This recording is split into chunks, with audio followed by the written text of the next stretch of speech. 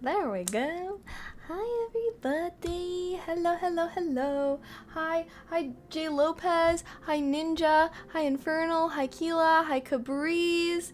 Hello guys. How are you? I tried to read whoever is under the pinned chat message but was unable. Wait. Hi Joel. You were the first one. Sorry Cabriz. Joel did send the first message of stream. Even before my pinned message.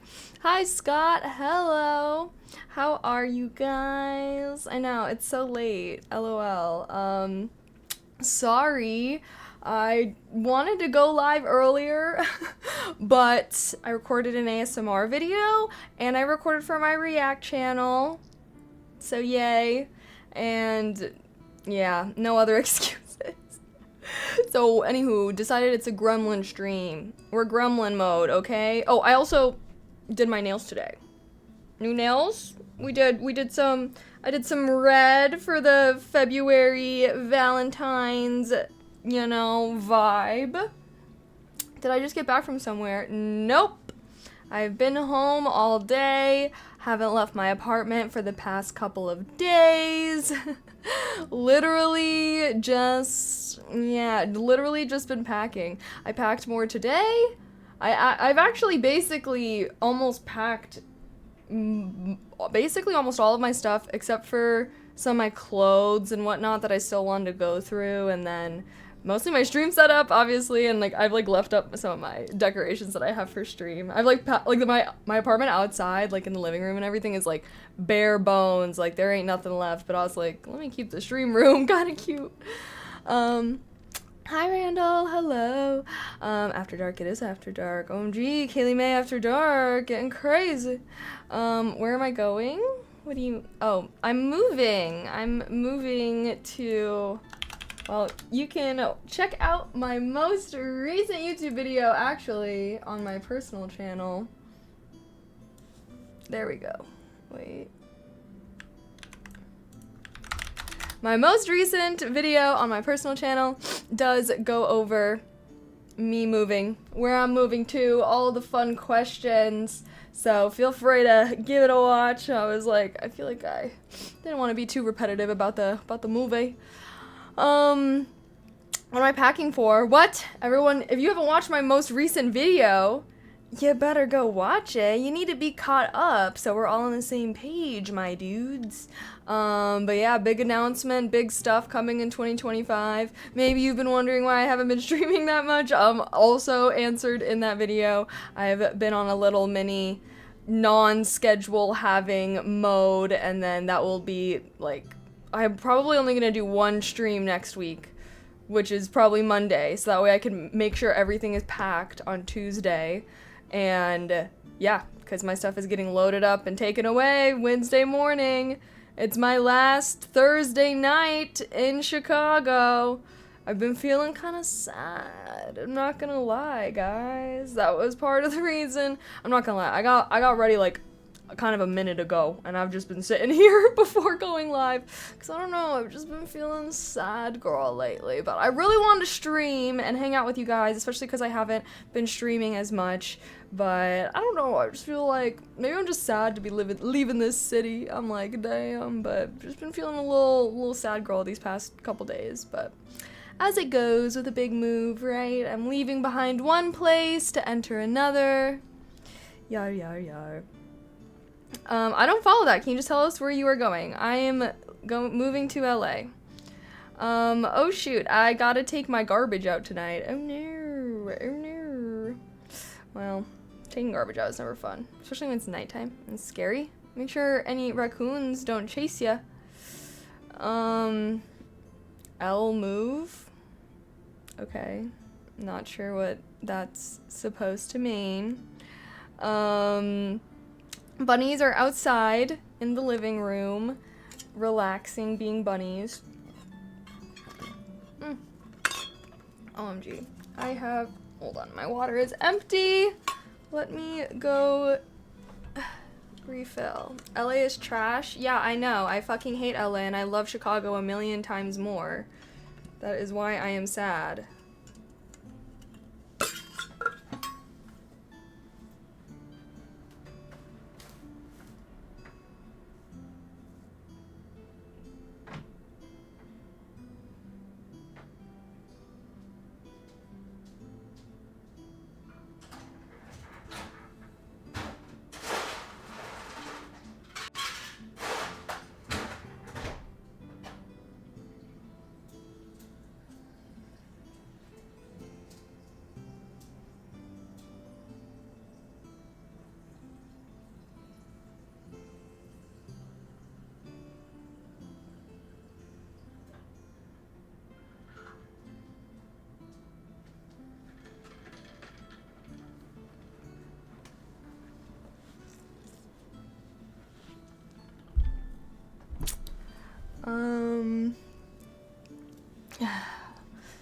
But all the blessings to you. Thanks. Why are you moving there then? Because my friends and family are there. So, yeah, just tell them to go watch the most recent video. I'm like, that's literally why I made the videos, because I've explained a million times on stream. But yeah, LA clears, I just so disagree. Like, literally, what is better in LA? The only thing that LA has is way better food. I will say that. I think LA has much better food. I feel, yeah, because they definitely have better Asian food, definitely better Mexican food. Allegedly, Chicago has better, like, Italian food and more European cuisines, but let's be real, I don't give a fuck about any of those. I feel like I can make a great steak at home. Weather, way better. Well, that's like all of California. And is it better though? Like, I honestly disagree. I just so disagree. I think, well, okay, you know what? Let me stop this right now. I'm trying to brainwash myself into loving LA. I'm trying to brainwash myself into loving LA and being super excited to live into LA. I'm so excited. Oh my god, I'm gonna be right next to the beach, even though there's beaches in Chicago that are way better and don't smell like nasty, dank ocean. No, I enjoy the beach. I just do love Chicago. And you know what? Like, I love the weather about Chicago. That is one of the things that I love about Chicago is I love that there's 4 seasons. I love that it's beautiful and nice and warm during the summertime. Definitely can get hot. I love when it starts to cool down in the fall and all the leaves start to change color and look like all orange and red and be so beautiful. I feel like even though wintertime is cold and I'm not like enjoying being out in the cold, I love looking out after it just snowed and it's so beautiful and the city is all decorated and all these like little twinkling lights and it's just such a vibe. And then like spring comes and then like the snow is melting and everyone in Chicago is so excited because everyone is already so fed up with wintertime. So, you know, the first day that it's like above 50, people are just acting like it's freaking summertime, going down by the lake and everything. And then like the city like plants all these tulips all over. Like, I love in the springtime when there's just like flowers all over the city. Like, oh, I don't know. I think that people, like, I don't know, and maybe this is because I'm from California. Like, I am from basically the LA area. Like, I grew up going to school outside. Like, all California schools are outdoors. Like, literally, I never was walking down the hallway. Like, every classroom would be like groups of buildings.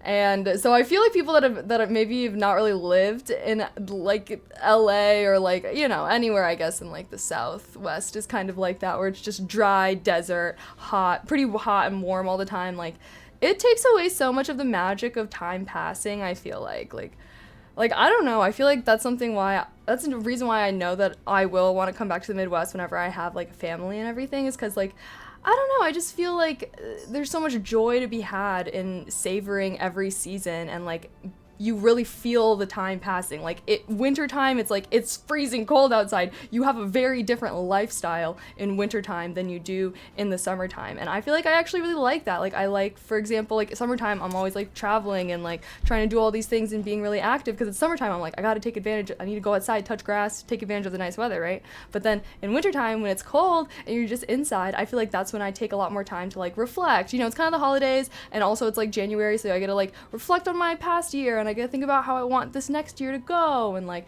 I feel like it's much more cozy vibes. Like, I tend to play like a lot more games that have been backed up, or like read more books, and I definitely am like doing less stuff, but I'm like, you kind of get more free time because, you know, there's just a lot more excuses not to do things, like even just a little like, oh, it's super cold, I don't feel like doing anything this evening, you know.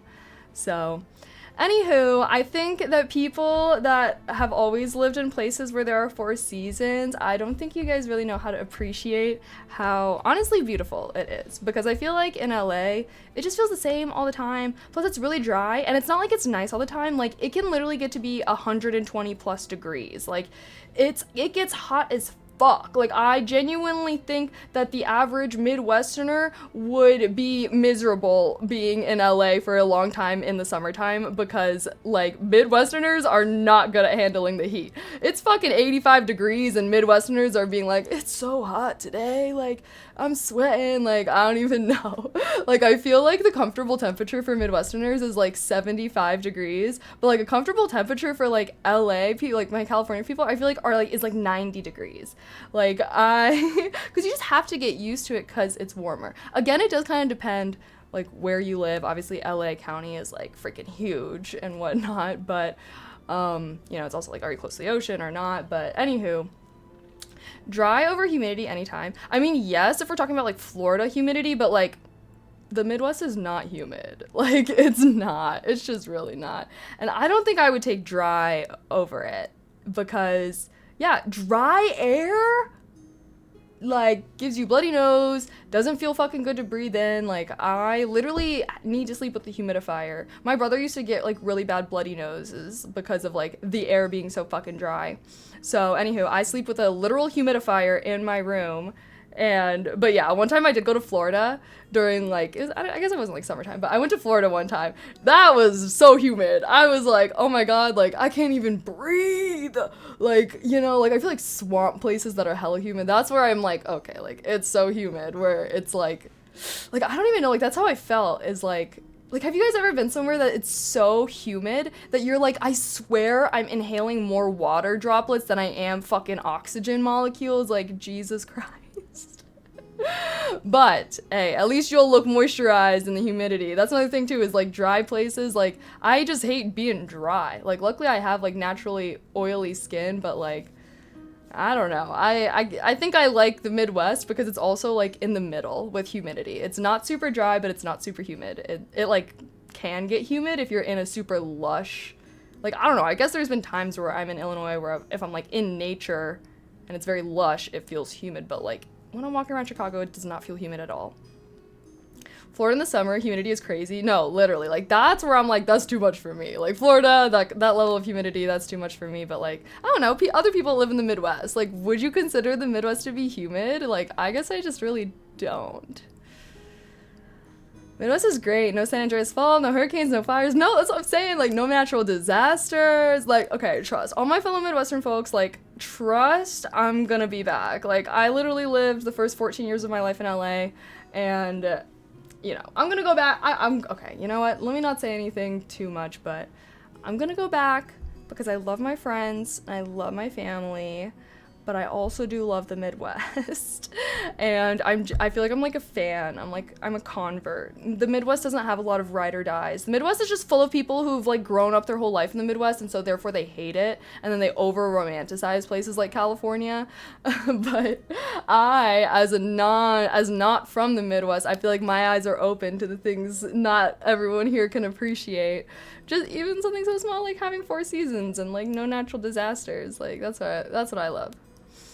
East side were the real... Oh, I guess I've never been to the East Coast, personally, but I don't know if I would like the East Coast as much, to be honest, just because I feel like it's a lot more condensed, you know?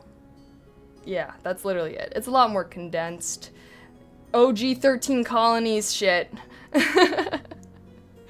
But y'all be the OG states, so I gotta put respect on your name for that. I do.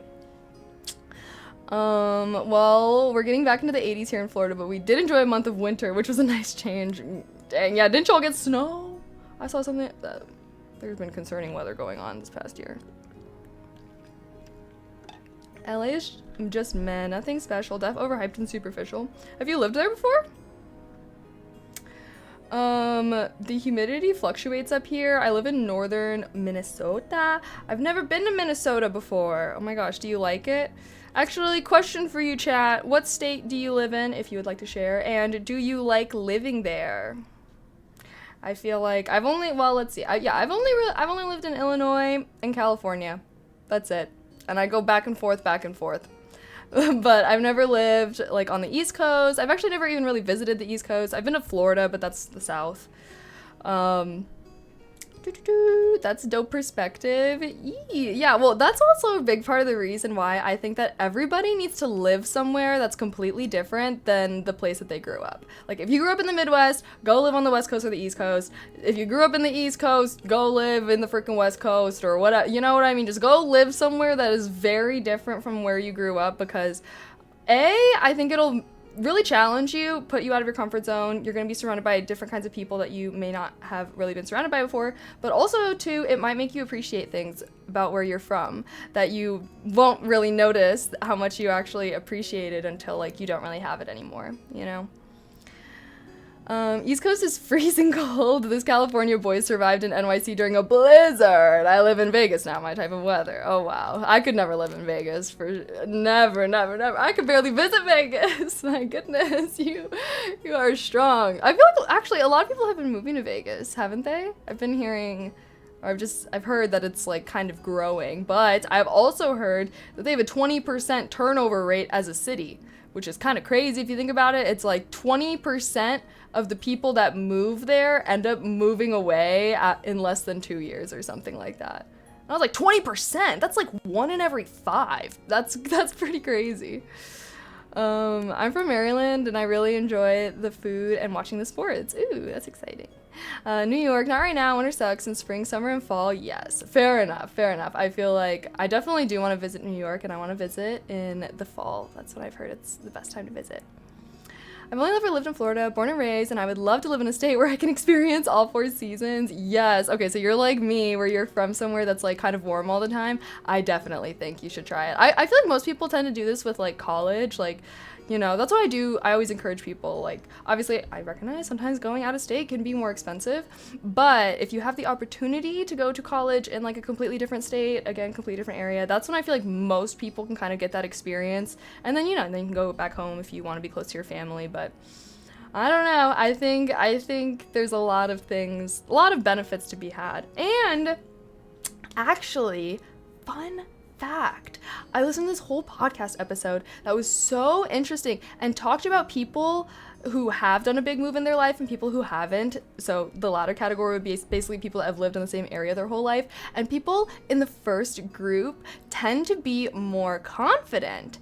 Isn't that interesting? And it was like a whole, basically, long story short, to my understanding, it was because when you move, you have to like meet completely new people. You have to think about like, how are you going to present yourself to people, and like, who do you want to be known as, right? Because if you think about like the second group 2, right? Like if you've lived around the same people your whole entire life, like chances are like opinions that people have of you, they have been formulating those opinions over years and years and years. And sometimes they like could become rigid and like self-fulfilling. Like if everyone thinks that you're an idiot and you're a good for nothing kid, then people are not going to have good opinions of you when you're a teenager or an adult, if it's those same people, right? So anywho, so people that move and they have to basically go through a whole big thing of how are they going to portray themselves and who do they actually think they are, they're forced to define who they are like internally and like think deeply about that, versus people who have never done a big move and lived in the same area their whole life.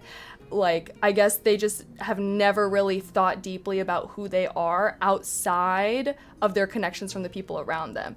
But it was also really interesting because it was like, obviously people who have never moved, like they do tend to be like closer to their community. They tend to like define themselves more so in relation to the people around them. So they'll say things like, I am a father, I am a, you know, neighbor, I don't freaking know, versus like people that have done a big move or multiple big moves are more likely to just say like things like, oh, I'm a hard worker, or like they just kind of describe themselves rather than their relation to other people. So it was very interesting. And, you know, obviously people that live in community, like I think being in community is great. I think people should basically experience both things. And the thing about the study that was really interesting was that it wasn't like just right after the move that people like became more confident, I guess, in expressing themselves or whatever. It stayed. So someone only has to do a big move one time in their life in order to have those effects, which I was like, oh dang. Because then it also did go into people who like do big moves often and like frequently, like maybe for work or something, and like those people do tend to experience like negative effects in that they never really get to join community or like be a part of a community. So yeah, I think everyone should do like 1 or 2 big moves in their life, but overall it is worth it to kind of like stay in one area. Like that's why I feel like I want to like be living in all these different areas when I'm young, but then whenever I want to like have a family and whatnot, that's when I'll probably like lock in and be like, okay, this is the community that I want to be a part of, and I will be a part of for the next like fucking 10, 20 years or whatever. So yeah. Boston is a lovely place to live, although the winters are awful, but in the summer it's great, especially if you visit the Cape/Islands. Ooh, yes, I really want to go to the East Coast. I feel like Boston's cool. I've never been to New York. I want to go there. So many places to visit, but yeah, who knows? You should check out the Berkshires. It's in Western Massachusetts. Very beautiful and peaceful. Great vacation spot. Ooh, yeah, maybe one of these days I'll plan like a little East Coast trip, and all of you East Coast folks can give me advice on where I should visit. I went to college in Ohio because it was 500 miles away. I could be a new person. See, but that's like, it could be liberating, you know? Some people do really struggle with that though. And, you know, college is the perfect example to see that. Like, I feel like you'll see some people thrive with the freedom that they get in college, of being away from their parents, and then you'll see some people who are like literally crushed calling their mom every single night because they're so devastated to be away from home. I could never understand that latter group of people. I still feel confused when there's people that are like actually tight with their parents. Like, what do you mean? You like your parents? I mean, I like my parents, but like some people I feel like I don't know, I guess I really can't say anything because it's like, that's your parent, right? Like, that's your mom, that's your dad, whatever, like bonded for life type shit. But it's just like crazy to me. But hey, maybe one day I'll be there. Sir Wellington, thank you for the sub with Prime, though. I really appreciate that. Thank you. Happy 32 months. TY.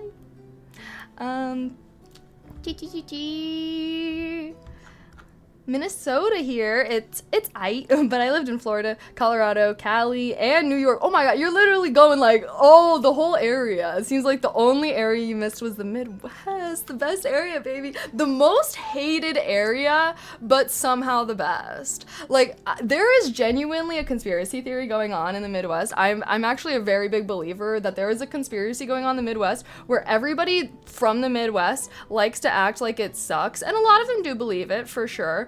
But they just like to give themselves a terrible reputation so that nobody moves here, which it's working. Like, Chicago is literally the best US city I've ever visited.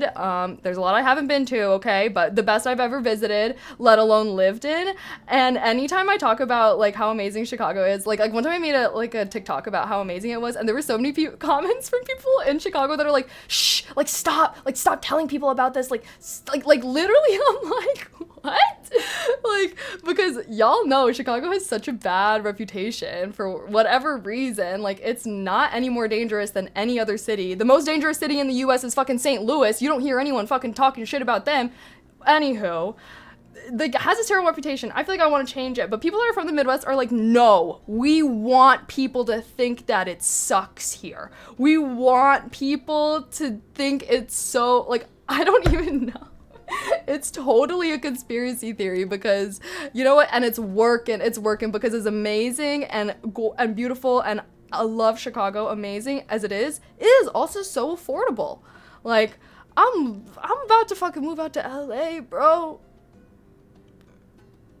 And I'm like, damn, like, there is just no, like, how much I'm about to be paying is just going to not be fun. But, you know, I hope that I get more opportunities. I get to be doing some fun collabs with y'all, help offset it.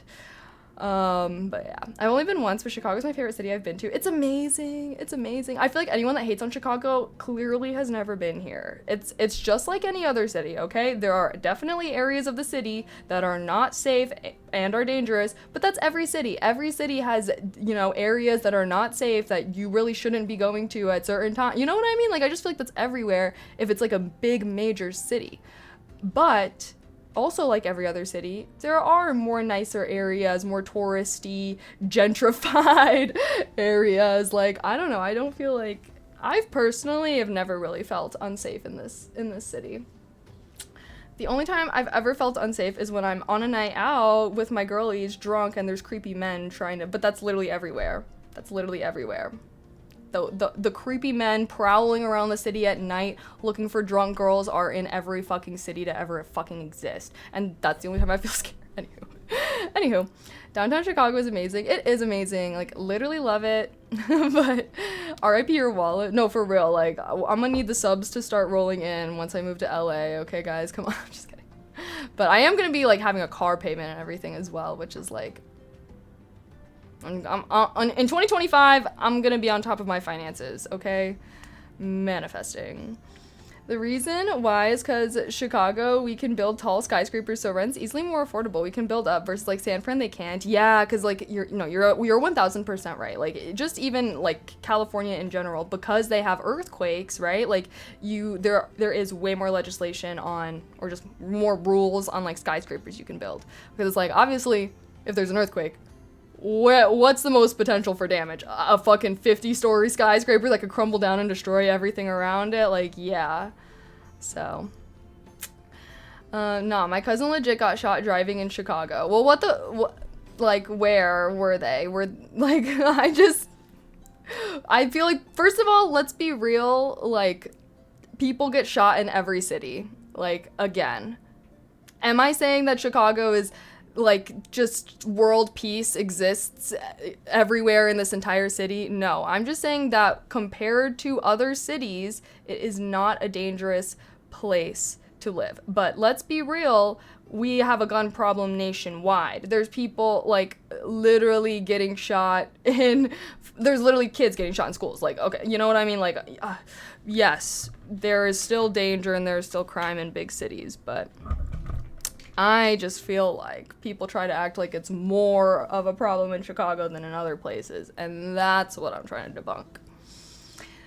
I have a music off-topic question I must ask. Have I ever heard of a musician named Jeff Buckley? Why does that actually does sound familiar, but that is also such a generic name that could, I don't know. Been to Chicago once. Wrigley Field and the museums were great. Wrigley Field. Sorry, I'm like, I ain't a sports girly like that, but the museums are cool. I love the Contemporary Art Museum. Did you go to the art museum? I loved the art museum. Or what is it? Art Institute? Someone got shot in the USA? You don't say. It must be a day that ended in Y. Right? That's what I'm saying. I'm like, let's be real, you can get shot anywhere. But anywho, stay safe out there. I'm not trying to be insensitive to anyone getting hurt. My apologies. And if it is in New York is too heavy, it'll slide and... Wait. And isn't it if New York is too heavy, it'll slide and crash the buildings? Wait. Are you saying... Does New York get earthquakes like that? I thought they don't, because they be having hella skyscrapers, hella condensed. I can't imagine that they are having earthquakes.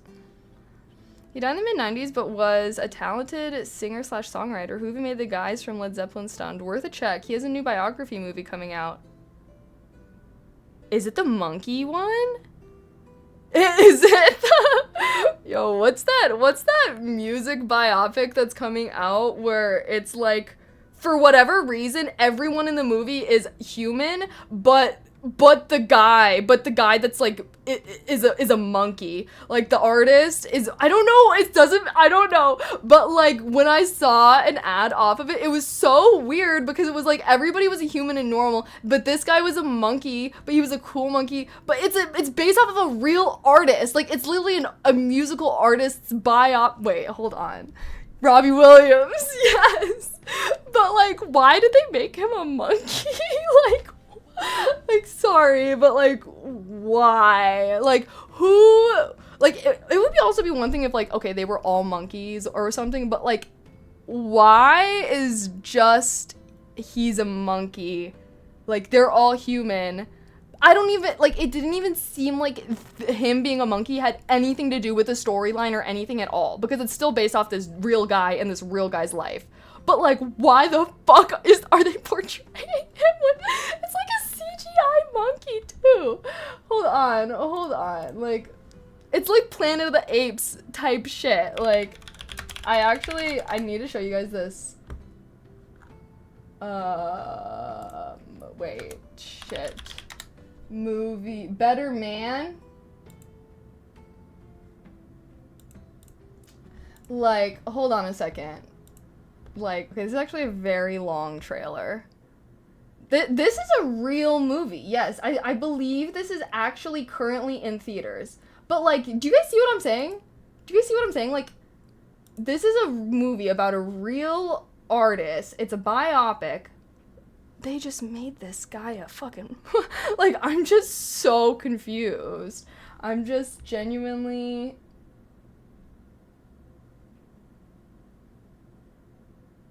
All of the comments are, like, referencing Planet of the Apes. Hey, yo, can't believe Caesar is getting a movie about him changing his career and becoming a famous singer. Nice to see Caesar changing career at this stage of life. Oh my god, this may be the dumbest thing I've ever seen, just for the sheer sincerity of it all. Wait. For those of you who seem confused, I believe Ravi saw himself as a performing monkey as he had to sing and dance, but for peanuts. So this is how he's showing us his story.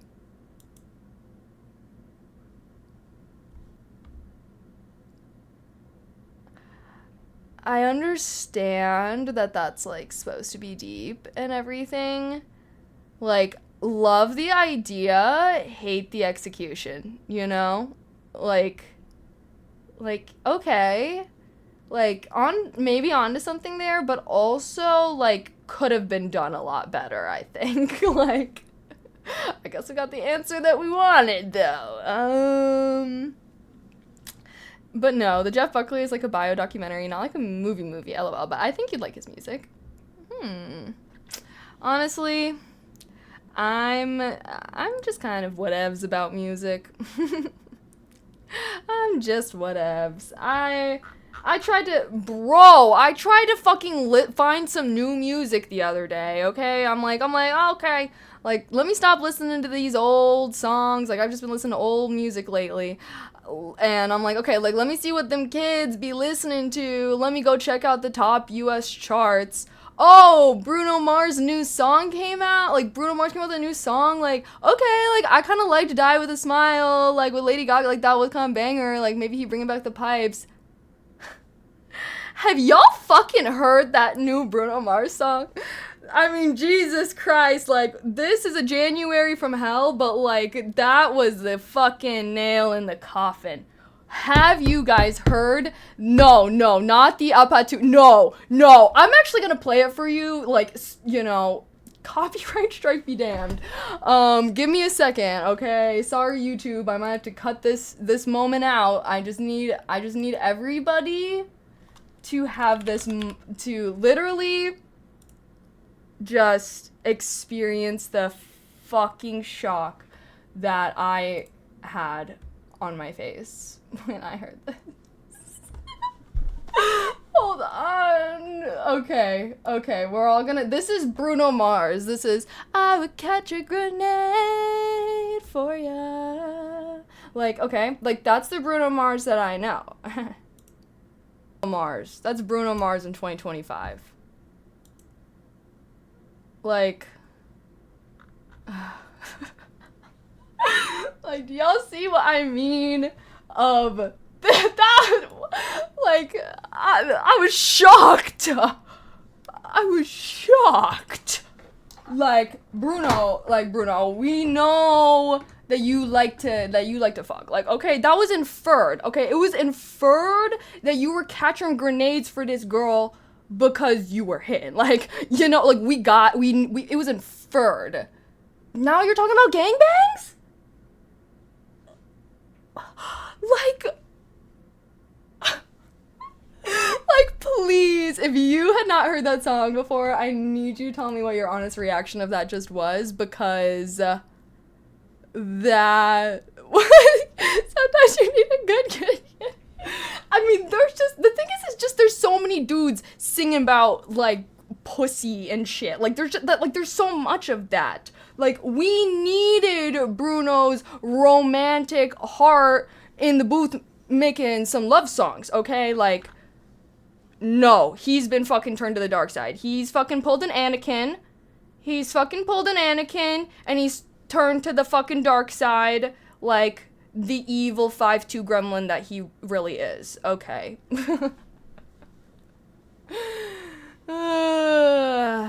Man. What's under... No! I just can't.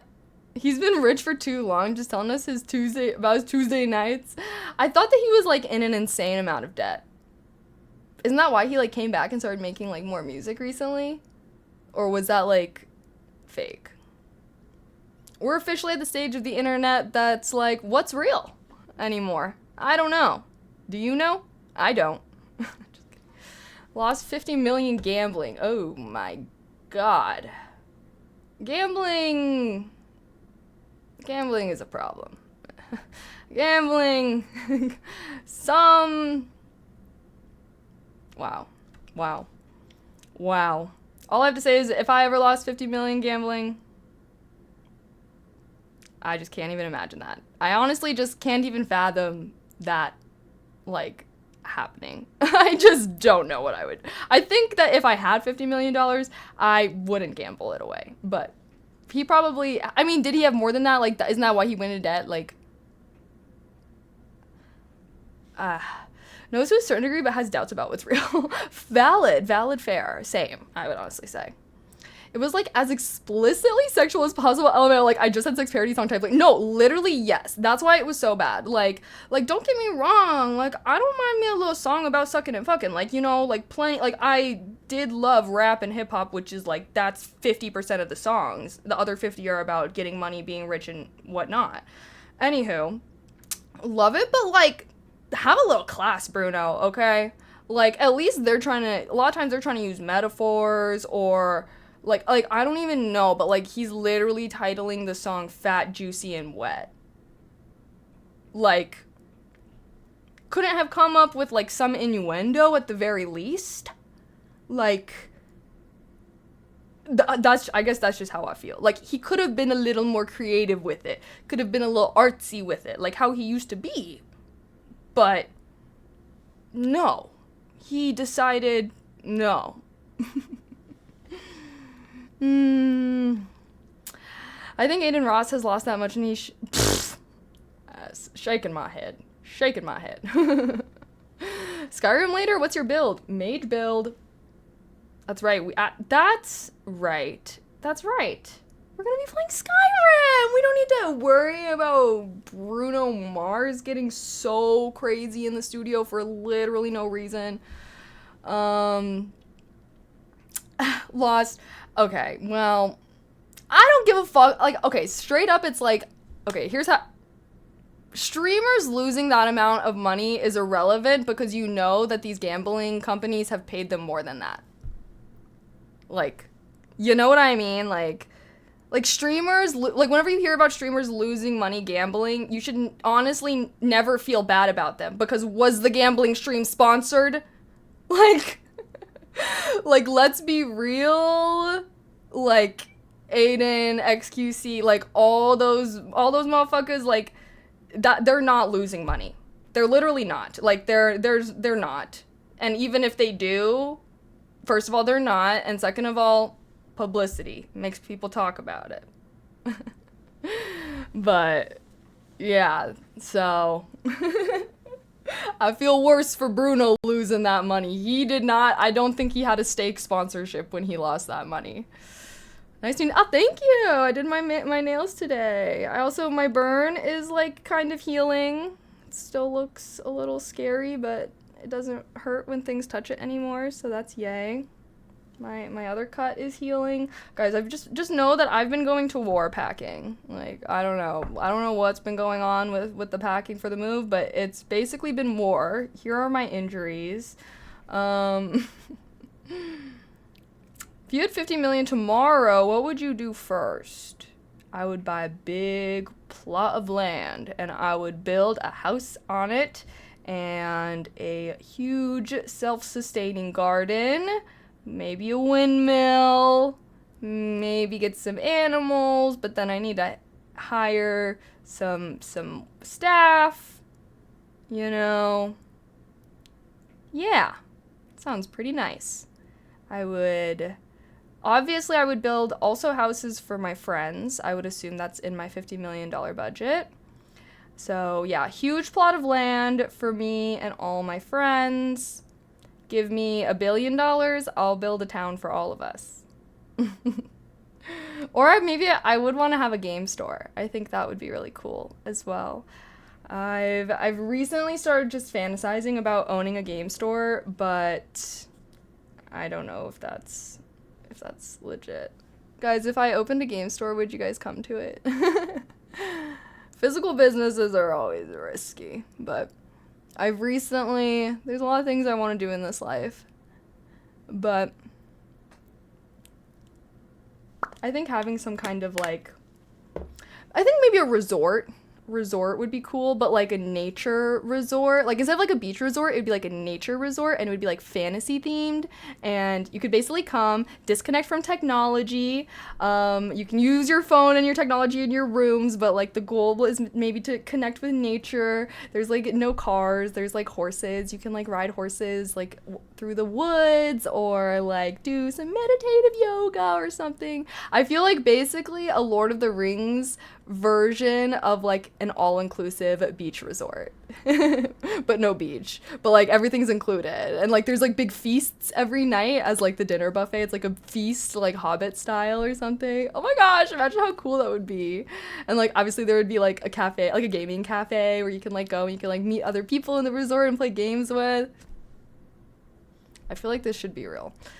Am I still reading Red Rising? No, I finished that shit a long time ago, and I honestly regret ever even reading that series because it was shitty. The last book was really good. The second to last book was, like, good. The first 3 were, like, not. Like, it was literally, like, 1 star, 2 star, 3 star, 4 star, 5 star. With the last book being 5 stars, it was good, but it literally completely ruined my reading goal last year because I read that series so slowly because it was so bad. Anywho, that's not going to be the case this year, so... bummer.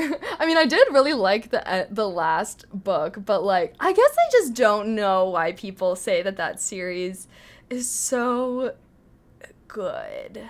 But I think it has to do, I think that, I don't know. That'd be a cool place for gamers to meet a potential date. Oh yes, like we could do like singles night where there's like a love cavern type thing or something, where basically like single people can go to try to mingle and meet other single people, like a mixer type thing. Oh my gosh, because I feel like that's like a thing, is like I feel like nerdy people have a hard time dating, but they oftentimes want to date other nerdy people, but it's really hard for 2 nerds to meet each other because they're 2 nerds, they're not going out to the club, you know what I mean? So absolutely could be a thing. No, I was thinking about that too. Well, because if I have a game store, I would totally want to have like events, and I was like, I could do like speed dating kind of things, like speed dating, but also like speed friendships, like like speed meet people, like basically type thing. Because I don't know about you guys, but like as someone who has like kind of nerdy interests, like I really want to have friends that also have kind of nerdy interests, but it's just so hard to meet people and find people that are like into nerdy things because again, us nerds are hermits. Like, I'm rarely out in the world meeting people. Like, I'm sure other nerds are the same way. So I feel like if I ever did have, like, a game store, I would definitely want to be having, like, basically having kind of, like, events and stuff where people could come and, like, hang out and meet people, or even just, like, come and, like, play games with people. Like, that's how I kind of envisioned it. If it was, like, a speed hangout, it would be, like, you would kind of be basically, like, playing, like, maybe, like, fast games with people, and then you would, like, switch groups or something. And then it would take off the pressure. You can usually find them at your local card shop. Yeah, no, so that's what I did. Like, that's how I met, like, my D&D friends and stuff like that. But even so, like, going to those things are, like, pretty intimidating. Like, they don't really have events. Like, you're supposed to just show up. Like, I don't know. I just feel like, yeah. Because obviously I went to the game store. So, like, all of these things that I'm saying, like, they come to my experience of just finding a local game store near me and doing these things. But, anywho, I don't know. I think I'm sure every game store is different, and I only have one game store that I've ever really gone to. You know what I mean? Speed nerding, 2 nerds awkwardly staring at each other for a minute. No, obviously there would be, like, questions. Like, it would be literally like, oh, like, what's your favorite video game genre and why? Or, like, what's your favorite video game genre and what do you think that says about you?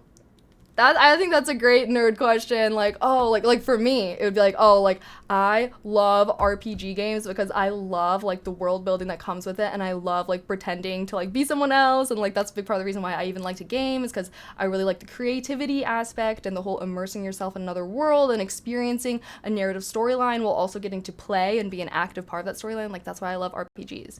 You know what I mean? But like maybe someone else likes shooters and they're like, oh, like shooter games are like my favorite go-to because I just love the adrenaline rush and like the competition. Like I'm a really competitive person. Like you know what I mean? Like I just feel like there are nerd questions and nerd ways to go about them. It'd be so fun.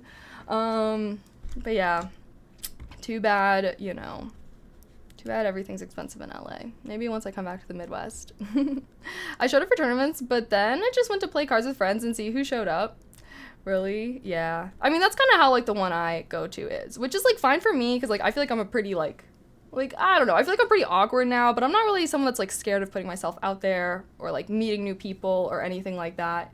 You know, but, like, I feel like for an average, like, less sociable person than me, like, I would have felt like that, like just showing up to a game store and knowing nobody and like trying to meet people, like that's a very intimidating thing versus if there was some kind of event that was like basically centered around meeting people. Like it doesn't have to be a speed dating thing or whatever, but like some kind of event that's more centered around meeting people where there's like literally activities that are designed to help you like talk to people and not like it wouldn't be like a networking event where it's like, okay, everyone just go talk to each other. Like no, like again, this is targeted at nerds, right? So it would be like a setting that is meant to like facilitate and it help encourage those interactions happening and not just like give them space to happen. I don't know if that makes sense, but I just love befriending people, so I would love to create a space that allows other people to befriend others as well. You know what I mean? Like I feel like friendship and human connection is such a deep part of being human, you know, but it's also something that is very difficult to do in this modern technology individualistic age. Like it's just genuinely so fucking hard to meet people that have common interests as you, especially like I don't know, I guess maybe this is just the way I feel, but like I just feel like it's very hard for me to meet people that are like into more nerdy things without me. Yeah Especially because I don't know if it's like the way that I look, but like I just don't feel like people really look at me and like think that I know nerdy think of me as like a nerdy person. Like sometimes I feel like even when I'm in nerdy spaces, I feel like an outsider in those nerdy space. Sometimes it's just because I'm a girl, and sometimes I'm the only girl, and it's like a girl, OMJ. But also I feel like because I'm a girly girl, you know, I feel like a lot of nerdy girls, like when I go into nerdy spaces, like they do tend to be a little more like I guess I don't know. I don't want to say, like, I just feel like I'm very girly, very feminine, and so a lot of people, when they see me, like, they just are like, who's this normie? Like, that's what my D&D friends, they said when they first saw me, they're like, why is this normie girl here? Like, what? But it's like, no, maybe I look normie, but inside, nah. Inside, I be simping over animated men. Inside, I be literally wanting to live in Skyrim so bad. Need the anime phone case to stand out. Yeah, for real. But anywho, once people know me, like I feel like now I'm very happy that I was able to meet my D&D friends and become close with them and everything. But you know, I hope that I can join another game store near me. I'm gonna have to go through the same experience all over again in LA if I want to have some D&D friends. Although who knows, maybe I'll reach out to some other streamers. Like I do know a streamer who he plays D&D, so I was like, oh, maybe I could join the campaign, but also like I don't want to just join the middle of a campaign again. It's kind of what I did last time. You have a normie exterior with a nerdy personality. Once anyone gets to know you, then they will realize, which is to think of it as the best of both worlds.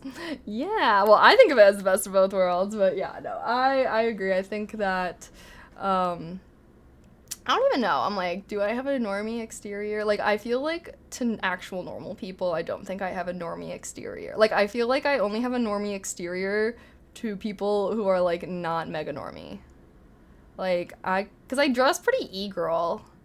Like even like I'd be wearing my hair in like pigtails and double braids. Like I feel like normie girl is like ponytail and bun.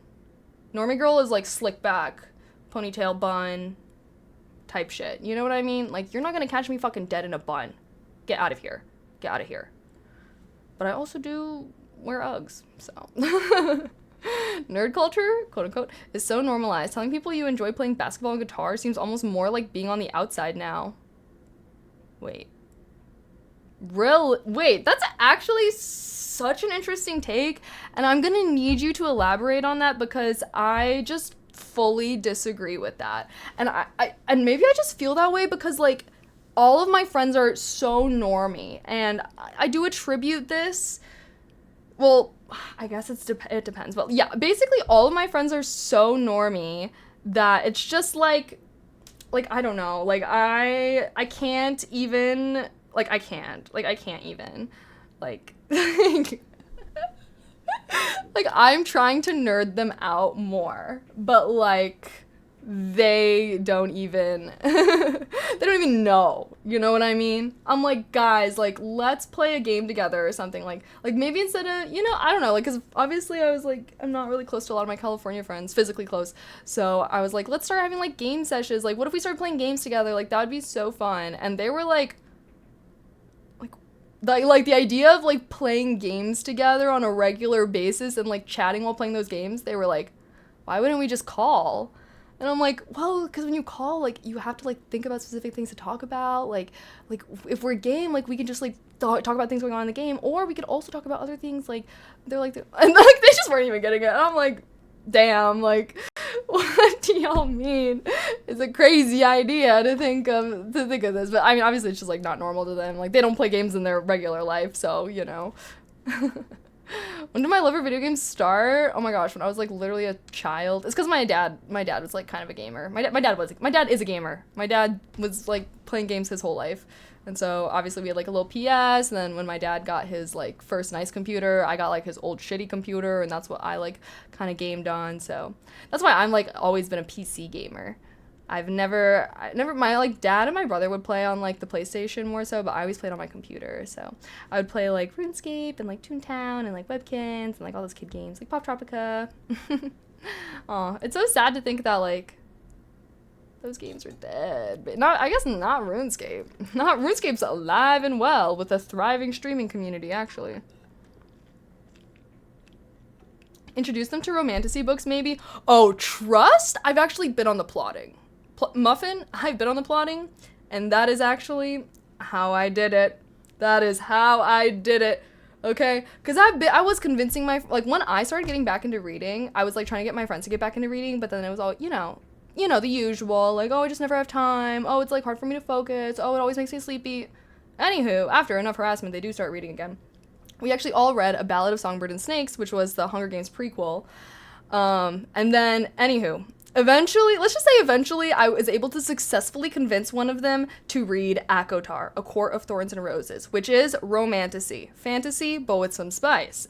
Who doesn't like some fucking and sucking?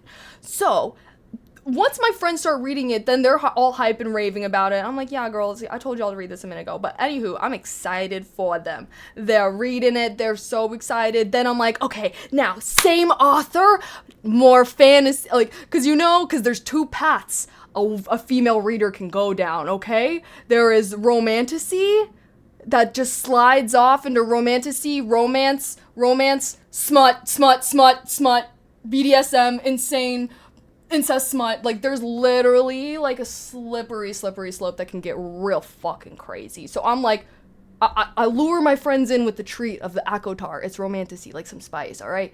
But then, lead them down the other path. Now, next, you're gonna read Throne of Glass, and it has romance in it, but there's no spice. I'm sorry. You're gonna be waiting for the characters to kiss, like, 3 books in. But it's fantasy. It's classical fantasy. And once they read Throne of Glass, well, I've kind of failed, because now they're all reading Fourth Wing, which is kind of going back to romantasy. But I'm, like, trying to hook and lure them. I'm like, guys, read Dune. Guys, read Dune. No, I know, no spice, but it doesn't matter. Come on, God. Like, that's literally how I feel. Then the other path would be, like, so this is the path that I went down, is I read romantasy, and then I read Throne of Glass, which was fantasy, which then kickstarted my whole fantasy. I did, like, Lord of the Rings, And then I was like, okay, Dune movies are coming out. Let's read the Dune series. Then I was into sci-fi. Then we had Red Rising, which full on halted my fucking reading thing because it was so fucking bad. And anywho, yeah, so now fantasy, sci-fi. Basically, the other would be just be like reading normal popular books that aren't just about fucking and sucking some really rich, immortal fairy guy.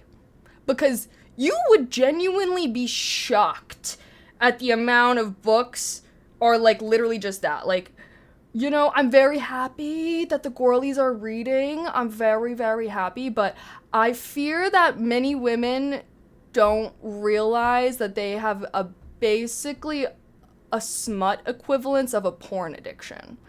Like, you know what I mean? Like, I feel like men develop porn addictions, women develop smut addictions. And the thing about, at least like when men watch porn, they're hiding it because it's a video with sound and flashing images, right? Women can read their smut in public. Women can read their smut in work on the fucking train. And yeah. But at the end of the day, you know, is watching porn bad? Is reading smut bad? Both? No. Love both, right? I enjoy both. Doing either in excess can be unhealthy. We can all recognize that, right? Okay. So, anywho. That is the vibe. Dune has spice. You know what? You're right about that, though. You are right about that. Just a different kind of spice than what we were talking about. I'm glad to know what you're doing with your friends and their reading habits. Yes. And like my one friend that I'm gonna be by now, I'm like, okay, now you can just come over and we can just read together. So excited. Not shocking at all. Most women's books read like that. I've seen questionable books my mother has read. Yeah, I mean, let's not say most women's books are. Obviously, romance smut books are written that way. They're not women's books. They're romance smut books. Who enjoys most of that? Women. Okay, yes. But let's not pretend that most women who read exclusively smut books, because that's just not true. That's none of my friends, and that's not me. That is some women. I do acknowledge. That is definitely some women, but again, I feel like it's not normal. It's not normal. But it's like one of those things where it's like some people fall down that rabbit hole because they don't even realize. You know what I mean? Like, it's kind of like, imagine, it's like when a kid finds porn, like I don't know, they're just like, oh my, what? Like, what? Like, I need more of this, or whatever. Like I feel like it's kind of like the same thing with girls, but like, they don't even realize, like, because they're reading, like, they don't even realize that, like, they have a problem. Can you define what you mean by smut? Okay, yes. So there is, so smut is basically a subcategory of romance, okay? Because there's romance, which just means the main focus of the book is about romance between two characters, maybe more. Maybe it's a love triangle. That's very common. Usually there's like 3 people, there's like love, whatever. Romance. A subcategory of romance is smut. What qualifies as smut? Explicitly describing sexual interactions in detail, okay? So a romance book might be like, and then they kissed, and then she spent the night, and they got a little sweaty in the sheets that night, it was crazy, and then they woke up. Smut would be, and then they kissed, and she moaned as he bit her lip, and then he ripped off her top, buttons flying all over the scene, and he took a look at her round, succulent breasts, and he just couldn't wait to rip off that red lacy bra of hers, but he knew to have patience. Like, literally, yeah. It's always like his green orb staring down at her. His, like, yeah. So that is what that was. And obviously, you know, we know, like, I don't know if y'all know this, women are just as horny as men. They've just been taught to feel shame about their horniness, while men are taught to embrace it. And anywho, so sometimes when women discover smut, like, there are women who would like, oh, like, I would never watch porn, like, that stuff is so crazy. But then they start reading smut and they're like, wait, like, I don't know, it becomes like a drug. But like, also it's like, I be feeling that way sometimes, you know, like, I was reading ACOTAR being like, what? But I also never read anything more than ACOTAR. And I know that there's a lot crazier fucking books than ACOTAR. That's what I was saying. I'm like, there's some out there, because it is kind of like porn in a way. You know how like people that have really bad porn addictions, they like start watching like crazier and crazier and crazier porn because like it's harder for them to get off on the normal stuff because they're doing it so much. Like same thing goes for women that read smut. Like there are literally like, there's like incest smut, there's like lots of smut that obviously is very violent and very like honestly questionable. And there was actually this whole discourse on Book Talk of people being like, if you read these kind of books, you're weird. If you were a man, people would call you what you are and call you a creep and a weirdo because you're reading these books about these really terrible situations. Obviously someone has to be fucking writing those, like what the hell's going on? Like, yeah. And it was honestly like kind of tea. It was like kind of tea because it was basically, because obviously then there were people that were also being like, I don't even know. Obviously nuanced topic. I think. But anywho. Hi Alpha. Interesting time to join the stream. So sorry. That's kind of how I feel about cooking shows. The juicy, succulent steaks sizzled in its juice. Yes, exactly like that. I raise get desensitized and need higher dopamine hits. Yes. The OG 1930s Conan novels were pretty graphic. Best stories I've ever read. Yeah, I mean, smut has been around smut predates porn, like, for obvious reasons, okay? Books have existed forever. Obviously, people be writing some crazy things. Which book we talking about? No book in particular, because I am not really an avid romantasy reader, but yeah.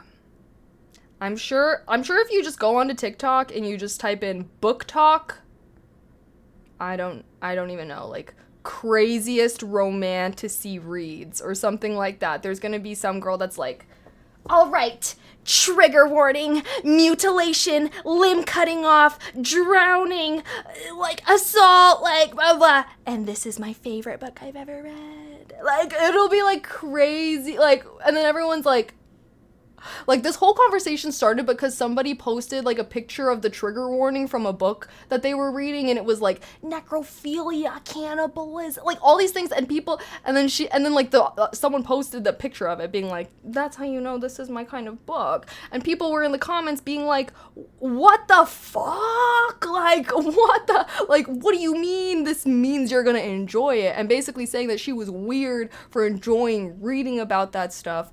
But then I don't even know.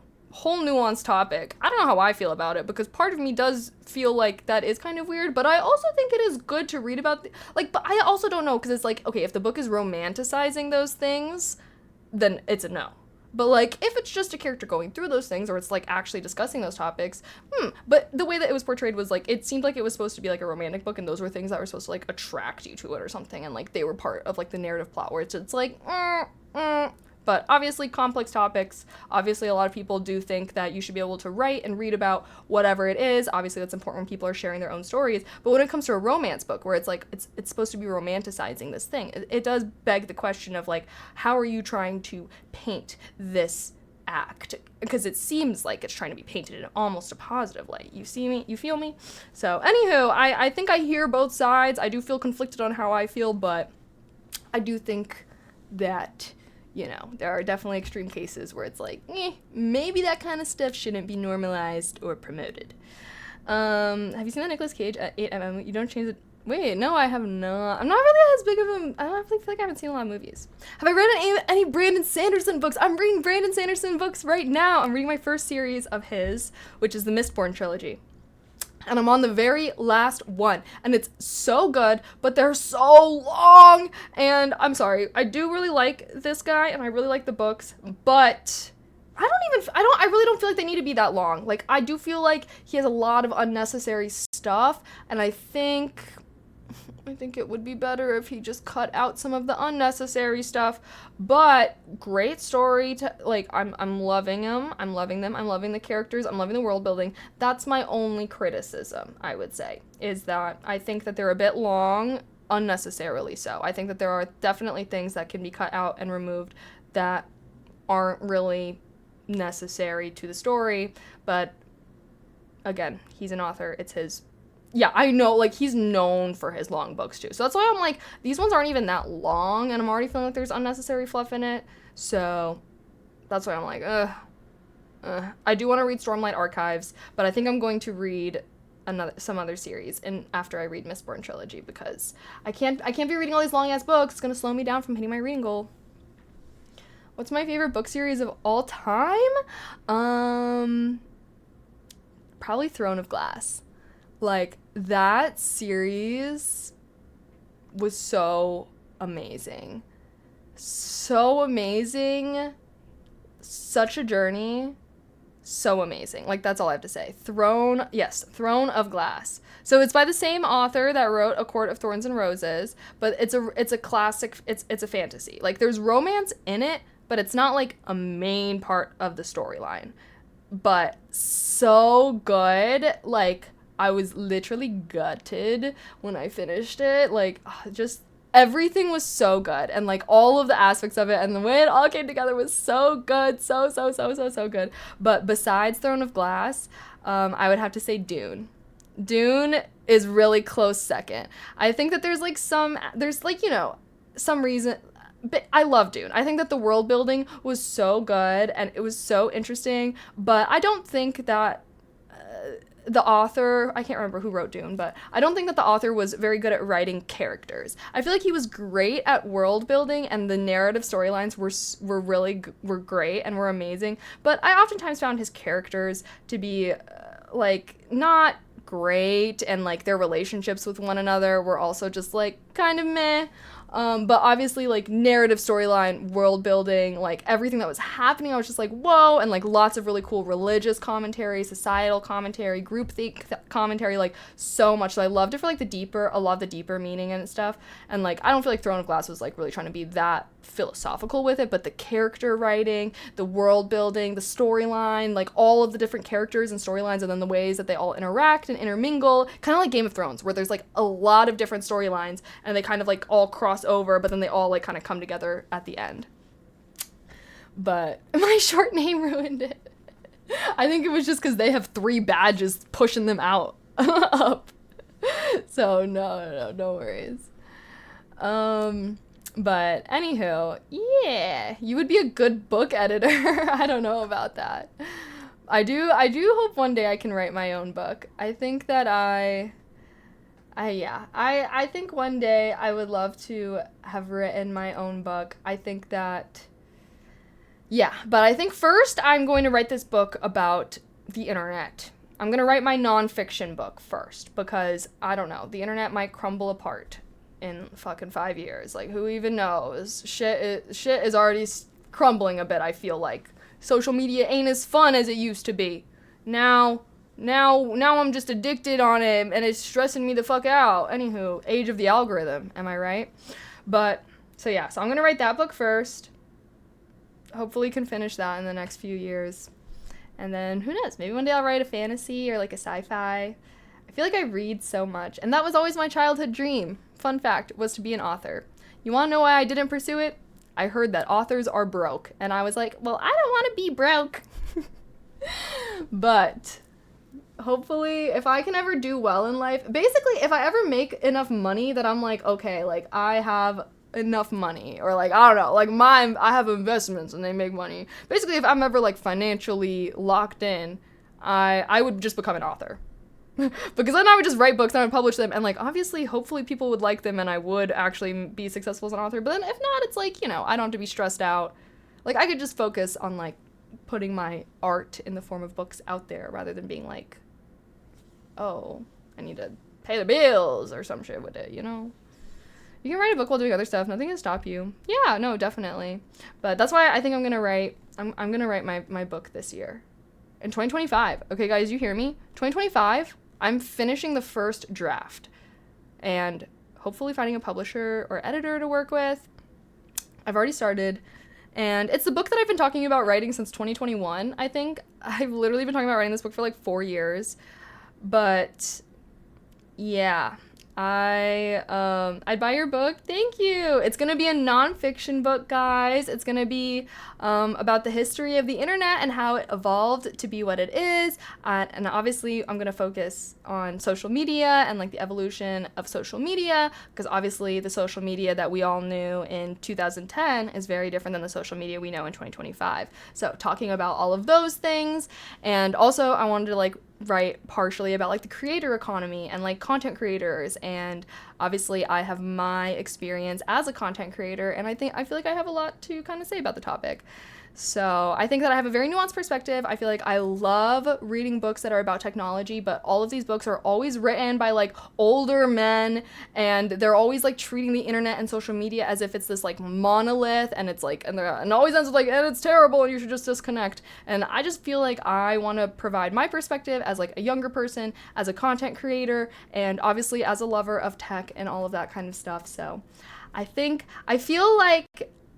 feel educated enough about this topic from an academic standpoint, so from my major, and also from like an experience standpoint of being a content creator for basically 5 years now. And I would also want to interview other content creators and interview other people to like also get their opinions into it and whatnot. But yeah.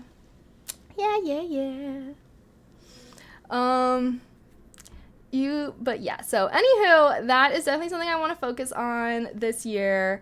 I feel like also in 2025, that's why I'm probably going to be like not streaming as much, but hopefully doing more YouTube stuff, because sometimes I'm like, I just feel like streaming does take up a lot of time, and as much as I love it, I'm always like, I could maybe be more productive. But so anywho, hopefully y'all like my YouTube videos. I'm gonna be on my YouTube video, my Instagram reel, shit, but hopefully also doing streams. I kind of go back and forth. I'm like, I could do focus streams and whatnot, but I want to do something long and lasting. I don't want to spend my time making stupid little videos that no one's gonna remember 5 years from now. And I think that writing a novel is a great way to do something long and lasting. Even if not many people read it, I'll always have it for myself, and I'll always, yeah. Anywho, oh my gosh, we're already 21 minutes over. Oh my gosh, it's already 9:40. Should we even game? I did kind of want to, but now I'm like, fudge. It's gonna make me stay up late. Fair. YouTube itself is quite a bit of work if doing full edited videos. Yeah, well, that's why I'm like on my personal channel, I'm definitely gonna try and be posting more and whatnot. I'm kind of like scared though. I'm like, I don't know why. I definitely want to still stream, and hopefully I can make it like a smooth transition, and I can still like stream and do my channels and stuff like that. But sometimes I just feel like I feel like I'm like doing so much, and I'm like, yarg. And sometimes I just watch people that are like naturally really good streamers, and I'm like, am I just like not as good of a streamer as I used to be? And the answer is no, I'm not as good of a streamer as I used to be. But it's fine. I feel like it has to do with me getting older. I feel like I am not a crazy, energetic 19-year-old anymore, and that's just the way life goes. Whom do you watch? I don't know, like anyone. Like Extra Emily. Like I feel like Extra Emily was born to be a streamer. Or even like Lydia. I feel like she's really good. I'm just a little too serious sometimes. Like, I don't know how to explain it. I feel like I'm a little bit of a goofball, but I'm not a natural born goofball, and I would not consider that part of my, like, I'm just a little serious. I enjoy having more serious discussions. I don't know. I'm just kind of serious, and sometimes I just feel like it makes me not as good of a streamer. The best streamers are ones that are not serious at all, and they can like literally roll with anything. Extra Emily is a perfect example of someone that's just so unserious, but like in a good way,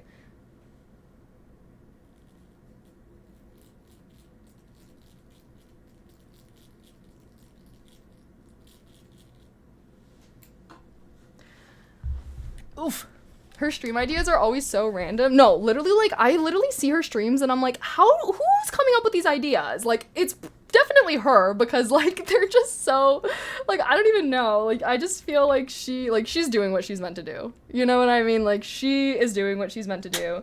And you know, I think I do really like streaming, but sometimes I do think I'm like a little bit better of like a YouTube, like I feel like for me YouTube is like kind of prime of just, I don't know, because I feel like I'm a video person. I feel like I'm still like a long form video person, but I don't know, because I feel like YouTube like is kind of more serious than Twitch. You know what I mean? Like I feel like on Twitch everyone's kind of fucking around, but I feel like on YouTube like people are kind of more serious, and then there's people that are like hella serious on YouTube. You know what I mean? But like no one's really getting that serious on Twitch. Like maybe Hassan probably gets the most serious, and he's not even that serious, you know? Like the political streamers are like literally the only people that can even kind of be considered serious on Twitch. Like it's mostly just a whole bunch of degen gamers, which is fine. That's why I like it here, you know what I mean? But also at the same time, it's like, is this really my best potential? I don't know. I still want to take the practice LSAT on stream one day. I feel like it would be so fun. People were posting pictures of LSAT questions on Twitter, and I was getting them all right.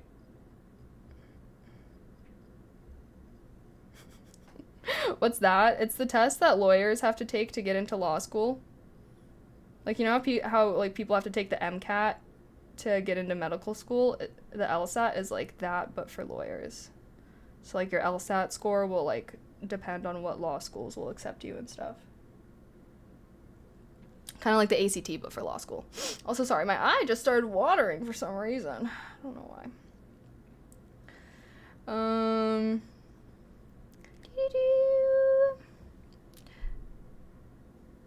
Hassan, it seems cool, but can't watch his streams too long. Really? I think he's in Japan right now, so I've been watching his streams. I always love watching IRL streamers, and I'm like, I just need to find someone who's down to like just hold my camera for me while I IRL, because I think that's why I be getting stressed doing IRLs, because I gotta hold everything. I'm like, I just need a cameraman like how all these big IRL streamers have. I'll just pay a friend $50. Hey, follow me around with this camera backpack and don't say a word. Thanks. Just kidding. Are Hassan and Valkyrie a thing? Everyone says so. I think so. I think yes. Which, like, damn, can't be bad at two baddies getting together. Happy for ya. Isn't that the bar exam? No, so the bar is what people take after law school. So, like, the LSAT is basically just, like, can you fucking think and can you read? That's literally what the LSAT is. Like, it's because you know how, like, the ACT, like, okay, I need to know what y'all think about this. So, you know how the the ACT/SAT, how I have never understood how people study for that. Because, like, the reading part, it's literally just, like, you read a section, and then there's just questions about it. So, the reading section is just, can you read? Same with English. I mean, like, I don't even know. I guess English you can study for it. I guess math you can study for it. The science section was all just looking at graphs. Anywho, practice LSAT, like LSAT questions are just, like, they're just word problems. And they're just, like, logical thinking problems. And, like, reading comprehension problems is what it looked like to me. Again, I don't know. I want to take the practice LSAT. I want to take a practice LSAT exam on stream so we can see. But anywho, so the bar is after law school, and the bar is, like, actually questions about, like, the law. And, like, it's basically, like, did you pay attention at law school? Or you have to pass the bar in order to be a lawyer. Does that make sense? So LSAT to get into law school, bar after law school to prove that you actually went there and fucking paid attention. And then you could be a lawyer. Law school requires too much reading. See, but that's why I feel like I could go to law school, because, like, motherfuckers don't read nowadays. I love reading. Like, if my competition is a bunch of, like, bozo kids using ChatGPT who haven't read a book in 10 years, like, I could go compete against those guys. I think that if that's my competition, like, yeah.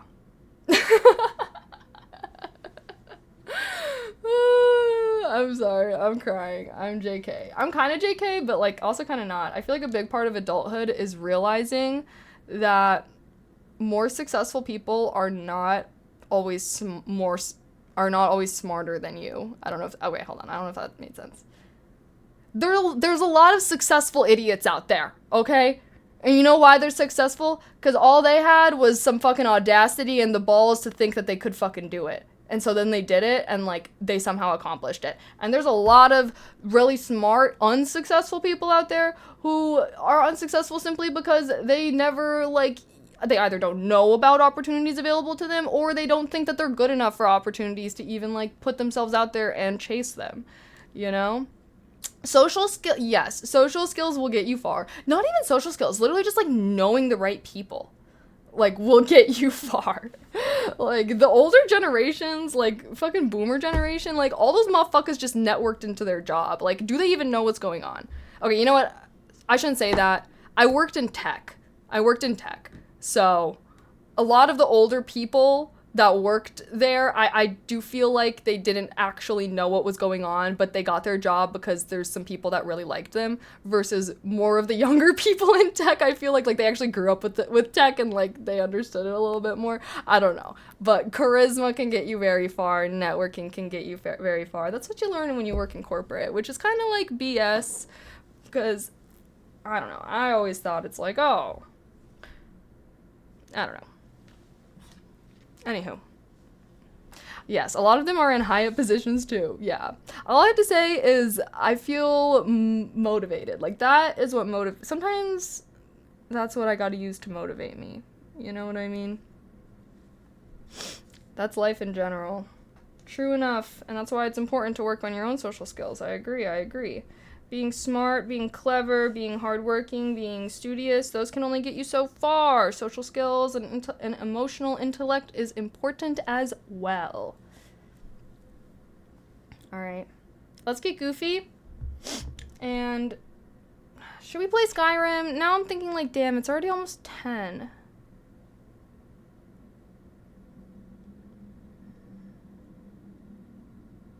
Would you guys rather just like chat for 30 minutes, or would you rather game?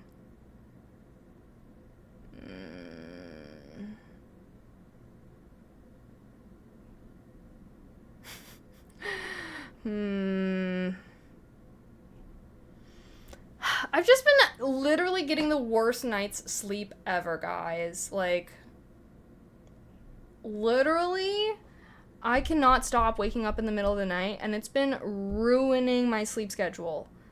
Like literally the other night, when was this? Tuesday night? You want to know why I didn't stream yesterday? Was because Tuesday night, I could not fall asleep until 5 a.m. I got into bed like 11:30 midnight, and I was literally just laying there, and it was like you know when you're just laying there and like you're trying to fall asleep, but like you're just like not falling asleep. And then you're like getting pissed off because you're like, okay, I've been laying here for 1-2 hours. Why am I not falling asleep? And like you're trying to fight the urge to not just like go on your phone or look at your phone. Anywho, so yeah. So I got a terrible night's sleep Tuesday night, which is why I didn't stream yesterday on Wednesday, because I ended up just going back to bed, which then meant I didn't get out of bed until like noon. And so anywho, so then my sleep schedule, well actually no, then I woke up at my normal time at 9, so then I only got 4 hours of sleep, and I was obviously so exhausted, but like, you know, sometimes you just wake up at your normal time and then you can't go back to sleep, so that's what happened to me. So then I was so exhausted, so I tried to pack, and I was like, maybe I'll still stream, but then I was so tired, so then I ended up taking a nap, and then I think the nap might have fucked me up, because then I didn't get a good night's sleep last night really either. I don't even know. I fell asleep for like 4 hours, and then I was awake for like from like 4:30 to like 6:30. I finally fell back asleep, but then I woke up again at like 9, 10, 11. I don't even know. So I don't know if it's just because I'm like stressed out with this. Well, I don't know what it is, but I've just been getting the worst night's sleep. So part of me is like, okay, should I just say, fuck it, I'm not gonna be falling asleep early anyways, like, let's just game? Or should I say, no, girl, like, do you want to have a good day tomorrow? Then you should get it to bed at a decent time today. it just be stressing me, dude, because, like, I be feeling tired. But I don't know how to explain it. It's almost like what, like, on Tuesday when I was literally laying in bed for, like, 5 hours. Like, it was almost like an in-between state. Like, it felt like I don't know how to explain this. And maybe this is just because I oftentimes have trouble falling asleep. There have been many times where I'm laying in my bed wide awake trying to fall asleep. Anywho, sometimes I feel like I don't even know. It's like my body is, like, physically sleeping, but my mind is not. And like, I'm having thoughts, and if I kind of, like, focus on my thoughts and direct them a little bit more, it kind of, like, wakes me up. I don't know if this is making sense. But if not, like, you know what I mean? Where it's, like, physically my body feels asleep, but, like, mentally my mind is conscious. I don't know. But I'm like, can I just turn it off? Like, y'all, it always baffles me whenever, like, I don't know how there's people that just cannot think. Like, I just feel like my mind is always producing thoughts. Every single moment that I am awake and conscious, my brain is producing thoughts. And that is why it is oftentimes so hard for me to fall asleep, because, like, bitch, my brain is just going. And I'm like, can you shut up?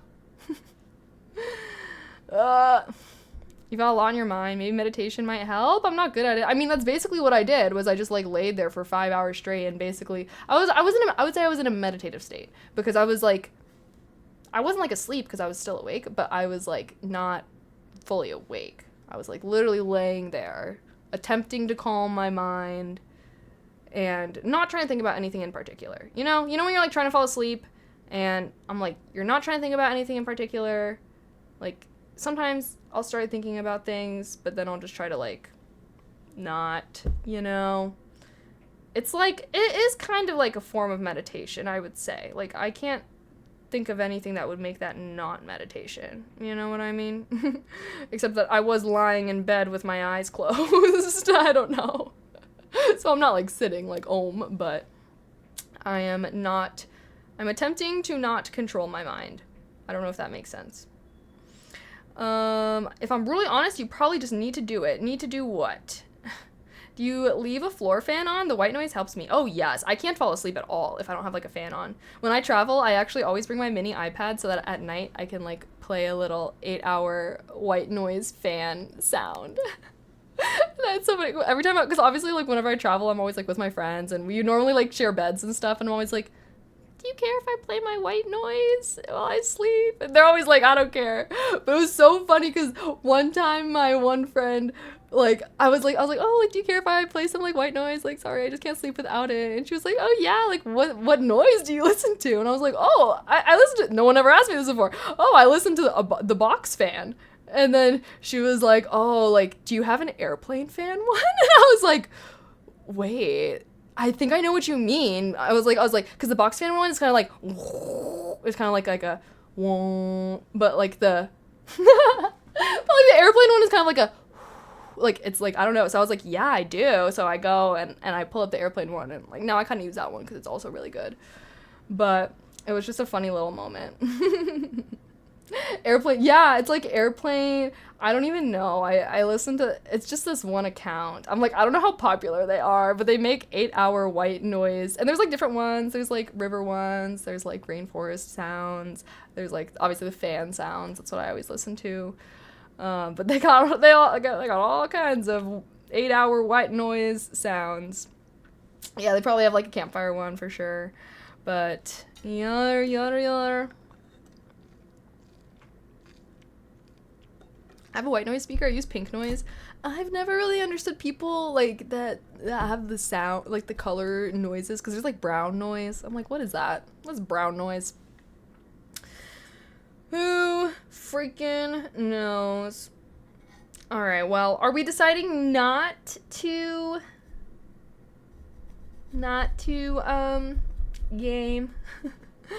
And I should be responsible and go to bed? Probably. That sounds like a unique sleep schedule. What sounds like a unique sleep schedule? Using negative affirmations to fall asleep. That's crazy. Goofy. After I didn't even know you'd be on. To be fair, neither did I. Like I said, I guess you guys weren't here, but I've been a little sad the past couple days. I was pretty sad today, pretty sad yesterday, but I think it's just because I'm moving. I think it's just because I'm moving. I'm like feeling so sad about leaving behind Chicago and my like D&D friends and like the friends that I do have here. I've just been feeling a little sad. So sorry I haven't been streaming as much. I feel like stress with moving, but also sad from leaving Chicago, especially because I love Chicago so much and I really do love living here. And I wish that I could just take my friends and family and put them here, but it's fine. I'll come to them. It's only a matter of time before freaking LA just falls off into the ocean anyways, and maybe then they'll be down to come to the Midwest. I'm like, see, I think that's another part of why I'm like kind of feeling like I'm having a lot of mixed emotions. Like I really want to be excited for this move, and obviously I am excited for this move, but also it's like, I hate LA. I hate LA. I love Chicago. Like, so I feel like I'm kind of mourning for what I feel like was like my first city. Like I feel like Chicago was like the first city skyscraper that I like got to live in, and like I feel like this was like my post-grad city, you know what I mean? Like, cuz I don't know, I feel like these past 2 years that I've lived here, I do think have been like, I feel like I've changed a lot. I think I've genuinely grown and changed a lot. I feel much more mature, and, you know, I feel sad. I feel sad to be leaving, but also at the same time, I want to be excited about living in a new city. It's just, like, it doesn't even feel like LA is that new, though, just because, like, I've kind of lived there. So it's, like, I don't even really get the true excitement of, like, moving to a new city. But, anywho, I am trying to, like, brainwash myself into, like, being super excited and loving LA, but I don't know. So sorry, I also haven't been as active as I want to be. I just feel like I've just been mourning my Chicago life, which has come to an end. This is my last Chicago night. This time, in a week, I will be in LA. Last Thursday night. It's my last Thursday night because I fly out to LA on next Thursday, a week from today. So, yeah, sorry guys. Streams will probably not be super common these next 2 weeks because I'm going to be moving, packing up my stuff. So here's the game plan for next week, actually. Game plan for next week. So, last stream in Chicago on Monday. R.I.P. So last stream in Chicago on Monday. Tuesday, because Tuesday I need to make sure I finish packing everything, which includes my PC setup. So there's a lot of things I haven't been packing with her stream, like some of the things in my background too. But so yeah, last stream on Monday, so that way I can pack up everything on Tuesday, because Wednesday morning is when I'm going to be loading up my stuff and sending it in the truck. And then Thursday is when I fly out. And then I think I'm actually going to move in on Sunday instead of Saturday, because that's when my friend said he thought he would be there instead. And I was like, okay, that's fine. I was like, Saturday or Sunday, either way is totally fine. So then I'll be moving in on Sunday. And chances are I will just be spending that entire next week like unpacking and everything and like getting everything set up. But hopefully hopefully afterwards. I'm trying to look at the dates right now. I don't even know. Yeah. So hopefully that week afterwards I will be able to stream, but I've been working really hard to record and edit videos for this entire time. So again, like, I'm only really taking a break from streaming. I should still be posting and active on like all my other social media platforms. So even though it feels like I've been gone or whatever, like, I'm really trying. It's only from streaming. So I've been working really hard. So please consider watching my YouTube videos during this little hiatus of mine. It always gives me a little anxiety to take breaks from streaming, but I'm trying to not have that. And yeah, hopefully once I'm in LA, I am going to have lots of time to stream and make some more content for you guys. And I'll also be able to hang out with my friends, and hopefully they can come on stream as well. So yay. You find a buyer for your condo? Well, my apartment's so messy that I agreed with my real estate person. Sorry, why is my lips like, there's like a line from the lip gloss. But anywho, people are gonna come and tour when I leave. When the apartment is clean and empty and fixed up. Because, yeah. And my real estate agent said that the market is really good and that she thinks that we should be able to hopefully get offers as soon as we kind of like have people touring it and everything like that. So yeah, but hopefully it goes well. Hopefully it goes well.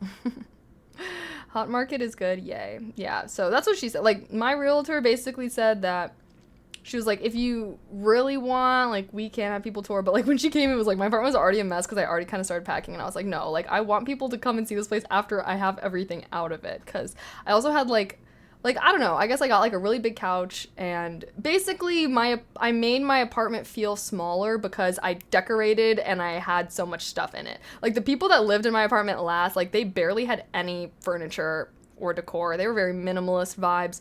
And so when I originally saw the apartment, it looked huge. It looked nice. Once I have my stuff in the apartment, it felt a lot smaller. Let's just say I seem to have a lot more things than those last people had. So anywho, I was like, no, I want this place to feel nice when people come tour it. I want them to feel how big it actually is and not for it to feel like I made it feel like a cozy little home, but like I want to feel like a nice high-rise apartment, you know what I mean? Because I am selling this pretty quick, like, yeah. I'm also going to have to pay a tax on it since I'm selling it less than 2 years after I bought it. But whatever. So, yeah. At the end of the day, I technically am still saving money because I didn't have to pay this money in rent. You know what I mean? Like, I'm getting some of it back. So, will I make a profit? Probably not, but will I hopefully at least break even? Yes, that I believe so. But definitely not. I don't know. Can I rent it out? No. There's basically a whole long story about it. I kind of went over it in my like recent YouTube video, but long story short, no, that was not an option because of policies within my building. So I'm surprised you wouldn't get a little profit. Well, I am hopefully going to get a little profit. That is the goal. But I'm just not going to be making, like, as much money as if I would have stayed here for, like, 5 years, for example. You know? Because it's just, like, a really quick turnover. Like, I didn't really give the property time to really appreciate, you know what I mean? So, yeah, like, I would have made, if I would have just stayed here longer, or even if I would have at least stayed the 2 years and I didn't have to, like, pay the tax. But anywho, regardless, like, it's either, like, because I was like, oh, should I just wait to sell this place till August? But then it's like, no, then I would have to be making payments on this place then, like, it wouldn't be worth it. But anywho, luckily I'm living in the downtown area of a city, so it's not, I shouldn't have problem, you know, I shouldn't have a problem selling it or anything like that. It's just like, I'm not gonna be making dough, you know what I mean? So plus my life in California seems like it might be more expensive. First of all, I'm going to be paying rent. I'm never going to see that money again. And then I'm also going to have a car, which is going to have a car payment and insurance. And I just don't know. I feel like, I don't know why, but like, I just feel a little scared of having a car because I just feel like my friends are always having car problems. I feel like people are always talking about how expensive their cars are. So I'm just like, I just feel like I'm viewing a car as like a huge other expense. Which it is going to be a huge other expense, but hopefully it's worth it. And, you know, I am also excited because I've never had a car before. So I added some, like, car accessories to my Amazon wish list. So if anyone, I put some, like, bear pillows or something. I was like, what if I made my car cute and girly? But I did add here, if anyone wants to get me anything, I think I added some stuff for my new apartment as well. If anyone wants to contribute, you know. But yeah, I am excited to have a little car, but driving also stresses me out. So I don't know. It's so weird because I feel like I was like so excited for this move like a couple months ago, but it's like the closer the move has gotten, like the more like nervous I get for something. Like I don't know, I'm like feeling this like I don't know, like this anxious feeling regarding moving, but I'm also like maybe it also has to do with like the world. Like I don't even know, but not been in the best headspace. So anywho, I hope that you guys are all doing okay. I hope that, you know, once I make my return and I move and everything's gonna be so amazing. Still staying in Chicago. Well, I'm in Chicago right now, if that's what you're asking, but I won't be staying here longer. We need your positive vibes in Cali. I know. I think I need my friends too. I feel like that's definitely been one of my themes of Chicago. Unfortunately, you know, the reason why I'm moving is because I do feel like, I don't know, I feel like I get a little lonely here. I feel like, you know, I have a few friends here, but obviously, like, my closest friends are my California friends, plus I have, like, my mom out there and stuff, so I'm definitely excited to be by them and everything. And also, hopefully, make some new streamer friends because, yeah, it's just I hate that it's such a conflict of, like, I love Chicago as a city so much more than LA, but like the people that I love like most, or like I shouldn't say most, but like a lot of the people that I love most in my life do live in California. So it's just like, damn, y'all couldn't have chosen a less expensive place to all live, all congregate. Like, geez. Are you gonna stop by your favorite food spots in Chicago one last time before leaving? Well, I already got some Culvers to mourn, trust, but honestly, I don't really have that many favorite Chicago spots. I do think I'm gonna go out to dinner tomorrow night though. I was trying to get a reservation for the place that I went on my birthday that I always recommend to you guys, Nisos Mediterranean, for tomorrow, but they didn't have any spots. Where's your BF from? Chicago or Cali? How's he feeling about it? He is from Chicago. He's lit, or like the Chicago suburbs. I ain't gonna say he's a city boy when he ain't. But he's from the Chicago suburbs, and he's like obviously lived in Illinois his whole life, so he is nervous, but I think he's also excited, like, because a lot of his friends that are also kind of from Chicago have like moved to other cities with their girlfriends and stuff like that. So I feel like the fact that he's like not the only one of his friends who is like moving across the country with his girlfriend, like I feel like that makes it so it's not as big of a deal to him, but like obviously it's like a really big change and everything like that. But he's keeping his same job at the same company, just transferring to the LA office. I feel like I'm more nervous for him than he is. Like he's just kind of like, oh, like I'm gonna be fine. Like I'm like, I don't know. Like he's just like not worried about it. Like he's viewing it as definitely like an exciting thing. Like he's getting to live in somewhere that he's never lived, and obviously like I feel like Midwestern people like think that California is like super cool and stuff. So I think he is excited for it, but also at the same time like I feel like I'm nervous for him just because like I've done a cross country move. You know, when I was young, when I moved to Illinois for the first time from California, like it was really hard. It was really hard to leave behind like everyone that I ever knew, like like the place that I literally grew up. And so I don't know, I kind of think it might be a little harder for him, but I'm excited that he's excited for it. But I guess how it is like I'm excited that he's excited right now, and I want him to be excited about it. But I feel like just because I've gone through something similar, that I'm like keeping myself open and like gonna try and like I'm aware of how I struggled with it, so I'm just gonna like try and be supportive. But he's not that worried about it, so I'm like, okay, I guess if you're not worried, why should I be? And plus like he's friends with like some of my friends and like my friends' boyfriends and stuff. Like we've gone on lots of group trips, so it's not like he's not gonna know anyone.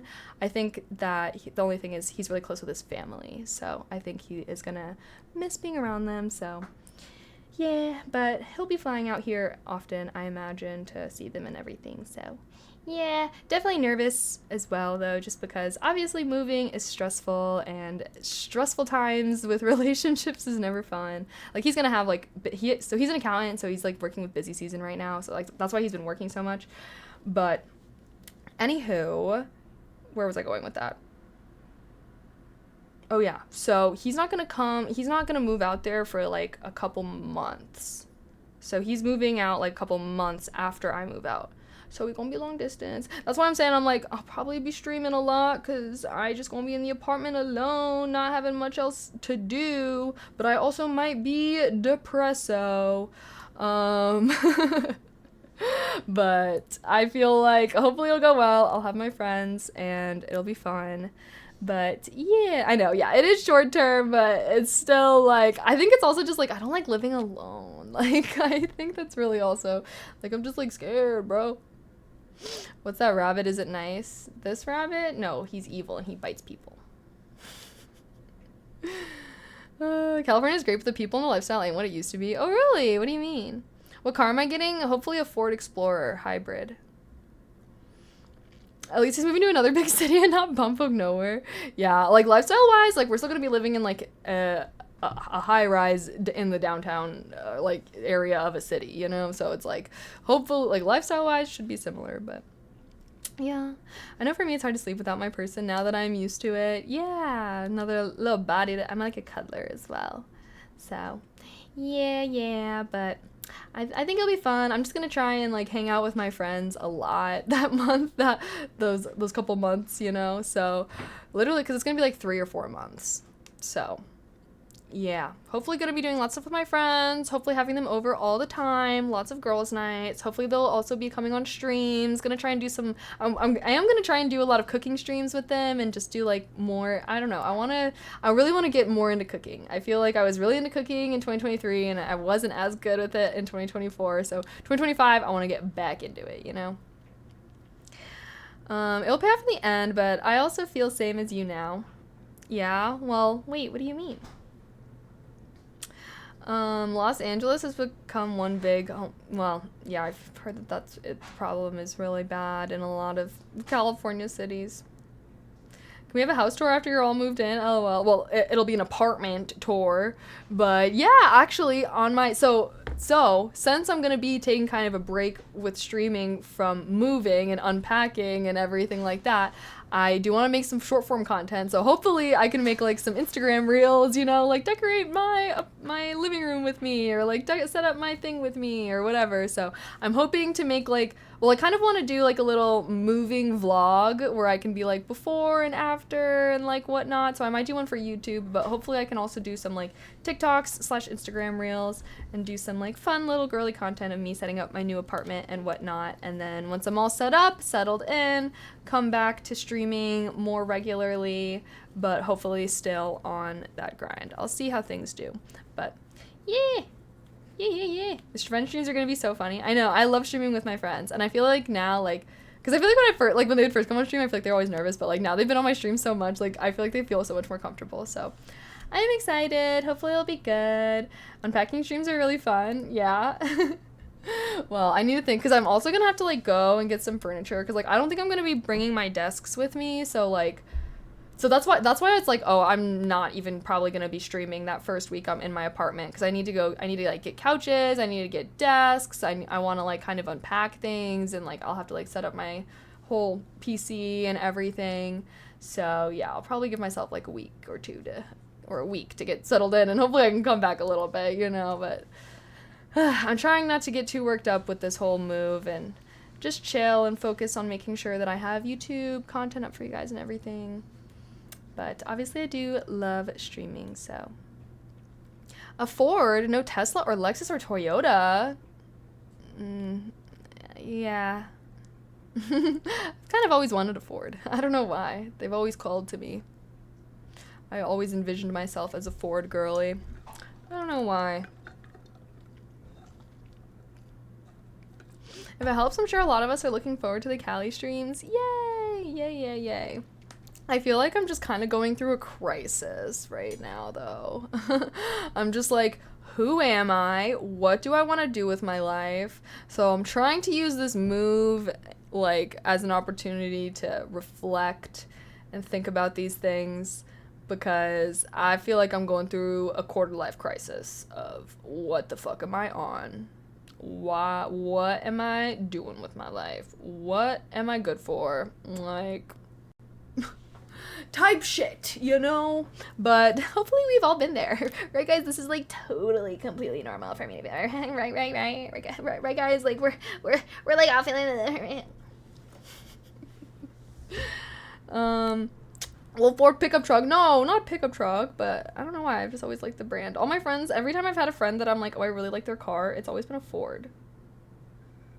Like, don't ask me what kind, because I don't fucking know. But anytime yeah. Very normal. Cool beans. Mustang.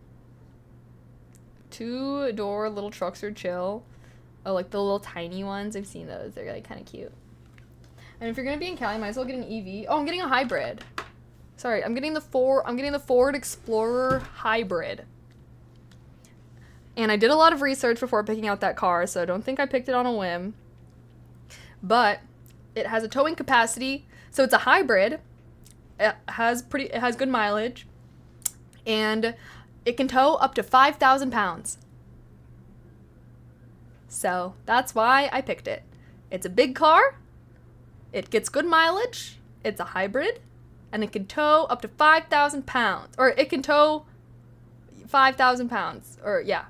Anywho, which means if I ever wanted to get a little camper trailer, I could, which is something I do want to get one day. So yeah, that's part of the reason why. So basically I did a ton of research on like all the things I cared about, I guess, and a lot of the things basically said that if you want a hybrid that's big and also has a high towing capacity and gets decent mileage, then Ford Explorer. So your all-wheel drive, I don't know. I'm not gonna be trying to drive through the mountains. I just want to be able to like tow a little camping trailer and like go on a campground, probably, you know. Some people live out their van/car. It looks like a lot of fun. LOL. I would never. I'm sure I know a lot of people do that, and those people are strong. I'm just kidding. Those people are free. They are nomads. I don't think I'm really a nomad at heart. I love to travel, and then I love to go home at the end of my trip and have a home to go to and I'd be able to sleep in my bed, you know. But I think that there are people who love van life, who live van life. It's great. I don't think that most people would be able to live it like that, you know. I think that it takes a certain kind of free spirit to really thrive off of that lifestyle. That's the key word, thrive, okay? I think that some people would... I think that that lifestyle has become more popularized, and like there's a lot of influencers who make it seem really cool, but like I think that there's a lot of people who might try that, who probably try that lifestyle and then realize like, wait, no, this is not cool. Like this is kind of glorified camping in a way. And it's like, it's great if you're trying to do it to like save money and because you want to travel and be in nature, but I think that some people don't always know what all they're getting into when it comes to van life, you know? I know a girl who does van life YouTube, but in reality, she's married and lives in a house. Scammer. Sorry, but y'all know, like, on TikTok, when all the influencers are saying, like, oh, now that this app is going down, like, I'm gonna expose the fact that I've been actually, like, lying about the content that I've been doing or whatever, like, I was shocked. Like, I know that people lie on social media, but I forget how much some people lie. Like, I forget that there's people who dead ass have fully fabricated fake ass lives on social media that are nothing like their normal lives. And, like, that's crazy to me. That's crazy to me because, like, aren't you tired? What? Like... I don't know, but also at the same time, like, clearly they become very successful doing it, you know, but it's just crazy. It's just crazy because I feel like that TikTok trend made me realize, like, it pissed me off so bad when there was this girl that I used to follow, and because she posted workout videos, like, all during the pandemic, and I was, like, trying so hard to get into working out, and I would always try to do her workout videos whenever they would come onto my like For You page, and like I was really trying to get into working out and like getting mad at myself when I wasn't being able, like, I don't even know. Anywho, she was one of the influencers that posted like, oh yeah, like all those workout videos I posted, like they were fake, like I never actually did those workouts. And I was literally crying during the pandemic, making myself do your workouts because I'm like feeling shitty about myself for not being physically active during pandemic. And I don't know, you know how like during the pandemic there were some people that were like, oh, use this as a moment to self-grow and be a better version of yourself. Anywho, I was like, damn, what the fuck? Do I miss TikTok? What do you mean? TikTok is still around. It is the same thing celebrities used to do. A public image that is very different from what they really are like. Influencers are just the internet version of that. Well, influencers shouldn't be like that. I guess that is what I think, okay? Because if you're a celebrity, what fucking ever. But I don't think that influencers should do that. I think that obviously some influencers do that. But I think that if you're an influencer who does that, I think you're a bad person. Sorry. Yeah, I think it's bad to manipulate your audience into thinking that you live a lifestyle that you don't. And then usually that involves you like giving advice about living that lifestyle and all of these other things, where it's like if you're not actually living that lifestyle, like why you're misleading people. Like, I don't know. That's what I think. And you know, I recognize it's going to happen. I still don't think it's great. And just know, I feel like being a content creator, there are so many fake ass people in this industry. And like that's something that I actually really don't like about being a content creator, is like how many people really are willing to do anything for some clout and for some money. It's like insane, honest. Like, but I don't know. I guess I don't want to. I mean, I'm kind of hating. I don't think anyone should really be like lying or misleading their community. And it's like fine if you want to do skits or like be private. Like I don't know. I don't feel like you got to air out all your dirty laundry, but to like pretend that you live a whole life that you don't. Questionable. Some people see it as acting too, though. No, I mean, there's like skit creators where it's like people watch them, they know that they're making fake scenarios. What's her name? Like there's like Mitzi or some shit like that, but she's always doing funny ass skits. Or like that one guy, like there is literally skit creators where they're like making skits and they're just like, you know, pretending, they're like, I don't know. But everyone knows that like it's an act, that it's like a skit, that it's like that they're not actually like that, or they don't actually do that. So, you know, I feel like there is a way to like make it be acting, make it be fun, make it be creative, but like I still think that honesty is a core value of mine. I guess that's really what I think and how I feel. I think honesty is a core value of mine, and I don't like people who don't live honest lives. Do I think you need to be 100% honest at every single second of your life to live an honest life? No. But I think that, you know, lying to mass groups of people is not an honest life, you know? And again, there's a difference between like having a professional face on when you go to work to be a professional version of you, and then, you know, completely fabricating a lie and telling your coworkers, oh, like, oh, I have like a child with cancer and like that's why I need to like leave early every day and like please give me all these things, and then like you find out that person was lying about that the whole time or something because they wanted to get these extra benefits at work. That's like essentially the same of content creators who like lie on social media so that they can get these extra views and extra money. Like just because, like, yeah, I don't know, like I just don't think that stuff justifies it. Like, you know what I mean? Because then if like people actually are struggling with it, if there's all these liars that are then exposed for being liars, right? Whenever there's people that actually are struggling with it, people are going to have a lot less empathy for those people because then they're going to be like, well, you could be lying like all those other liars. And it just like, you know, degrades the value of trust that I feel like kind of exists between creators and between viewers, you know? So just know I try my best to live an honest life, guys, okay? Again, doesn't mean I air out every single like all my dirty laundry or whatever. But, you know, I try to never make content that is just like lying. Like I never make content that's like I don't know, like I just don't understand that really. But I guess it's like, what content could I be lying about? I don't even know. It's like, what could my content that, yeah, I don't know. I like can't even think of what. I guess I could be a fake gamer.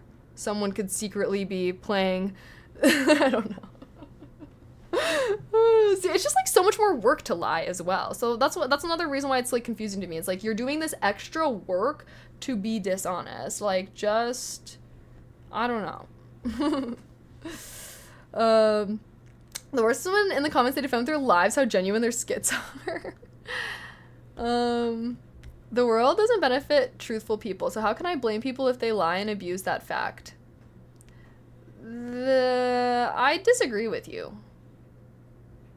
I think that Because have you ever known a chronic liar, okay? If you've ever known a chronic liar, motherfuckers that are always lying, the more you lie, the more likely you are to be caught in that lie, and then no one's gonna like you because you're known as a liar.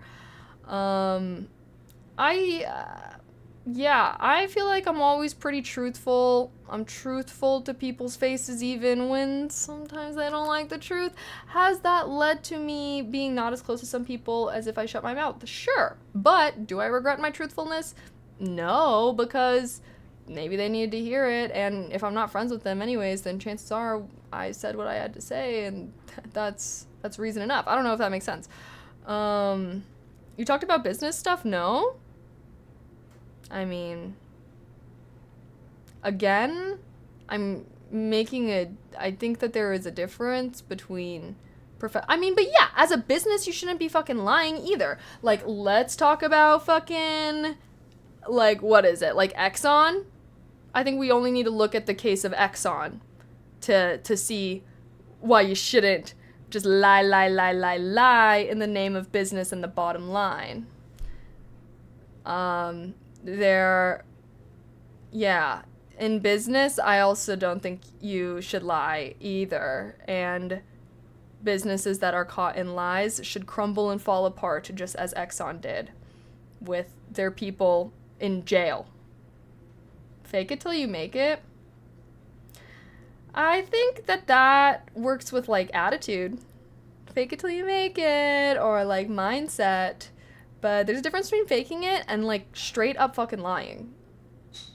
Like, Exxon's a whole other scale though, right? No, Exxon is what happens when you get a whole bunch of liars to work for the same company. Like, that's what happens. Normally the liars are kind of, like, dispersed throughout the society, but, like, Exxon, like, basically created policies that made them a magnet for it. And if any, and also maybe turned non-liars into liars, because if you know the Exxon case, you would know that they would also, like, fire the bottom 10% of performers, no matter what. Every year, bottom 10% fired. So that just led to people obviously lying about their performance, because they're like, I don't want to get fired just because I had a freaking bad year or whatever. So, like, not only did Exxon, like, kind of create a culture that attracted liars, they created a culture that created liars, you know?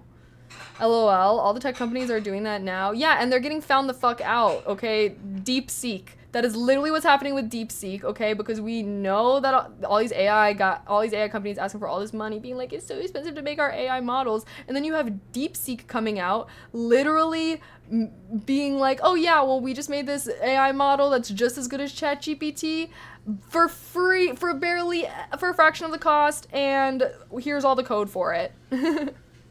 DeepSeek numbers aren't accurate, though? Ironically, though, DeepSeek... Wait, maybe I'm not updated. I'm not gonna lie. I only saw the stuff about it, like, a day or two ago. DeepSeek wouldn't exist without OpenAI. I mean, alright, I guess. Alright. I still think that tech is definitely inflated in value right now, I guess, is what I think. But I do think that tech is obviously valuable as well. But, I mean, come on. Are we going to disagree with the fact that some of these tech companies are valued more than what they maybe should be? You know? I feel like, yeah. I guess that's how I feel. But at the same time, I am pro-technological progress. OMG. Dishes?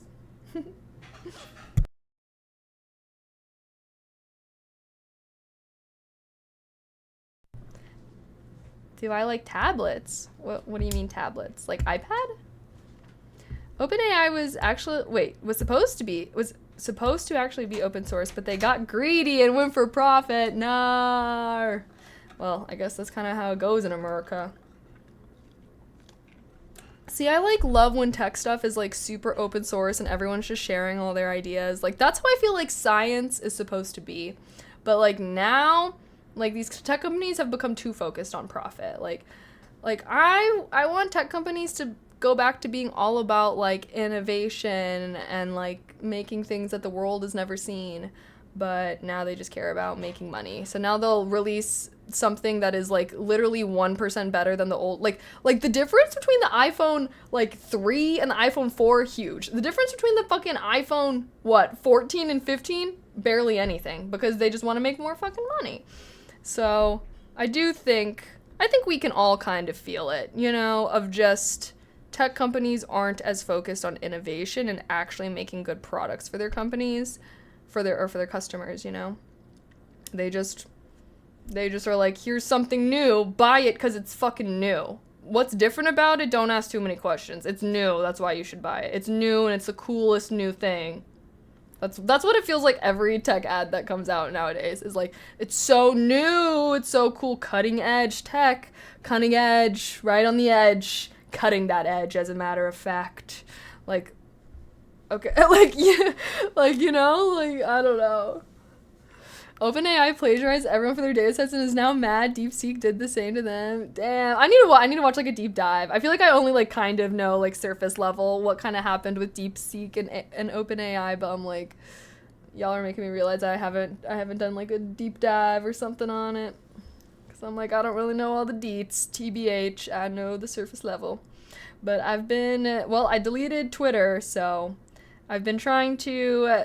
I've not been doing a great job. I still be on TikTok, so. I do blame people for buying the quote-unquote new stuff, too. Well, I feel like I can't even blame people because, like, I don't know about y'all, but, like, stuff is not built to last as long as it used to. Like, you used to be able to buy something and use it for 5+ years. You buy something and use it, if you use something regularly now, like, good luck if you can get a year out of that thing. Like, everything is just shitty. Like, I feel like tech included, you know? And I don't know, maybe I'm just, like, not buying great quality things, but I do feel like this is a common, like, I don't know, I don't feel like I'm the only one that feels this way. Oh, yeah, don't even get me started on clothes. Jesus Christ, the quality of clothes is so trash. I deleted Twitter. Well, I deleted off my phone so that I don't scroll on it, but I still post my little go live tweets and stuff, so I still, you know, post on it, but I don't use it anymore. Well, yes, we live in an economy built on consumers and services. The world isn't about farming and manufacturing anymore. We have to keep buying new shit to keep the economy going. Yeah, well, that is the problem. We should ditch the infinite growth model that we currently have because it is very clearly and evidently not sustainable. Yeah, I don't know if you know this, but we human beings created the economy. You know, like the economy wasn't something that existed before human beings decided that it did. Now, does that mean that the economy is completely a creation of humans? No, like, you know, people buy and people sell things and that's the economy, you know, but we obviously have added a lot more rules to that. And I do think that we do need to find a way to get rid of this infinite growth model because a company's success should not be determined by how much bigger it is from last year or how much more successful. You know what I mean? Like, they're just expected to always be growing because that's how public companies work. That's how shareholders make money is the company's stock increases. So companies are always trying to increase their stock to appease shareholders, right? And anywho, that's just like, there's just no way that companies can just grow and grow and grow and grow and grow and grow without any consequences. And that is, you know, obviously how wealth has accumulated. That is why private equity is popular, and all of these private equity firms are coming in and ruining all of our favorite fucking companies, you know, and because these companies have to hire them because they have to be making money for their anywho, it's just very clearly not sustainable forever, you know. And do I have the best solution? No, I'm not an economist, but I think that we can all see and feel the problems that are being caused by the infinite growth model, but especially with tech, because, you know, we already have these tech giants that already have a huge market share. How are they going to keep growing besides permeating more and more and more aspects of our lives? You know, I don't know about y'all, but I think we can all feel it. Subscriptions are a great example. Subscriptions are popping up in places where subscriptions never used to exist. Like, you know, like these companies are literally just trying to have to find more and more creative ways to get money, aka making you pay for things that you didn't once used to have to pay for, especially if it's a subscription model that's based on a reoccurring fucking thing. Yeah, Walmart Plus, like literally like every fucking company ever now is creating some kind of subscription that you can subscribe to. Like, I don't know. I just think that we can all tell how this is not necessarily making companies serve consumers better, and how this can actually be hurting us as the general public, you know? So, yeah.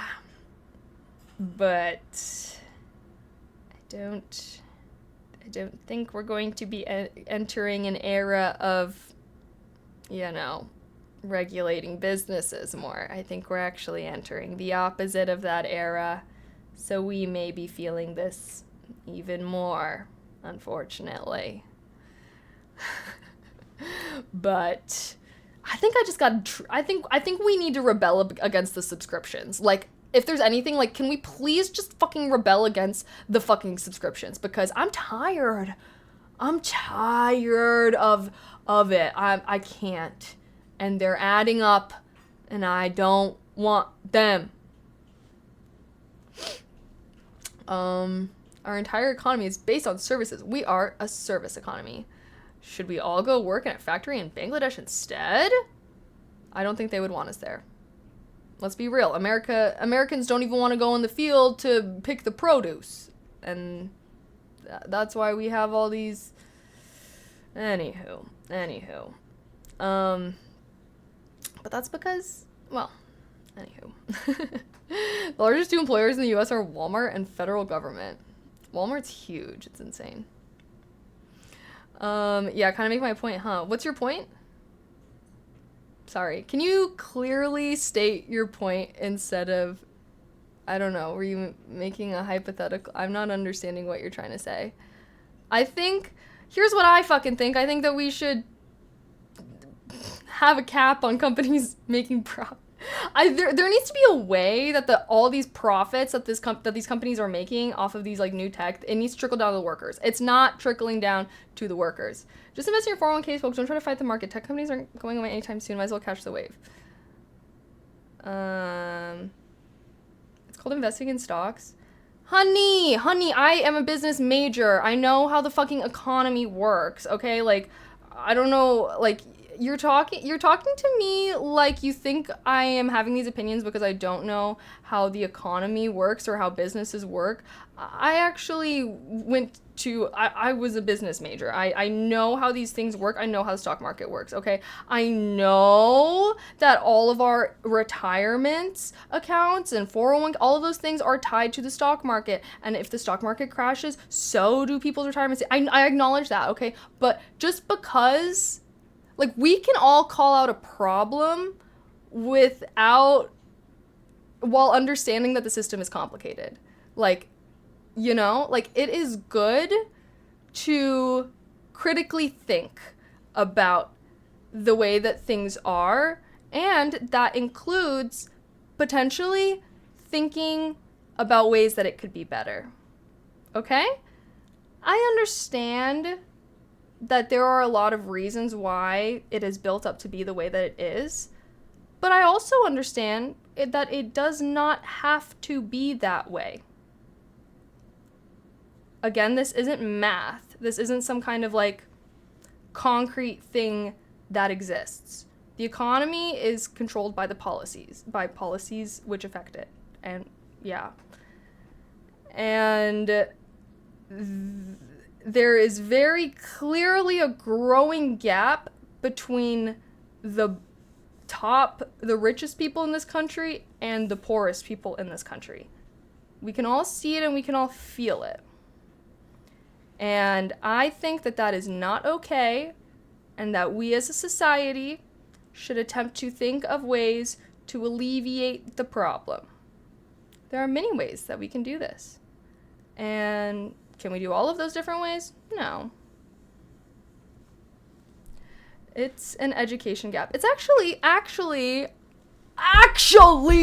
just read this book called The Knowledge Illusion. It was so good. It was so good because, and it was talking about, oh my God, it's actually so great. And it kind of talked about something exactly like this, because one of the things that they talked about was like, why America has been trying to get people to become more financially literate for a long time, but no matter what, people are not. Like, and there's like all these studies that show, like, even if you put someone through like a financial literacy crash course, like the results of that course fade after like a couple months, and then they kind of go back to their old spending habits.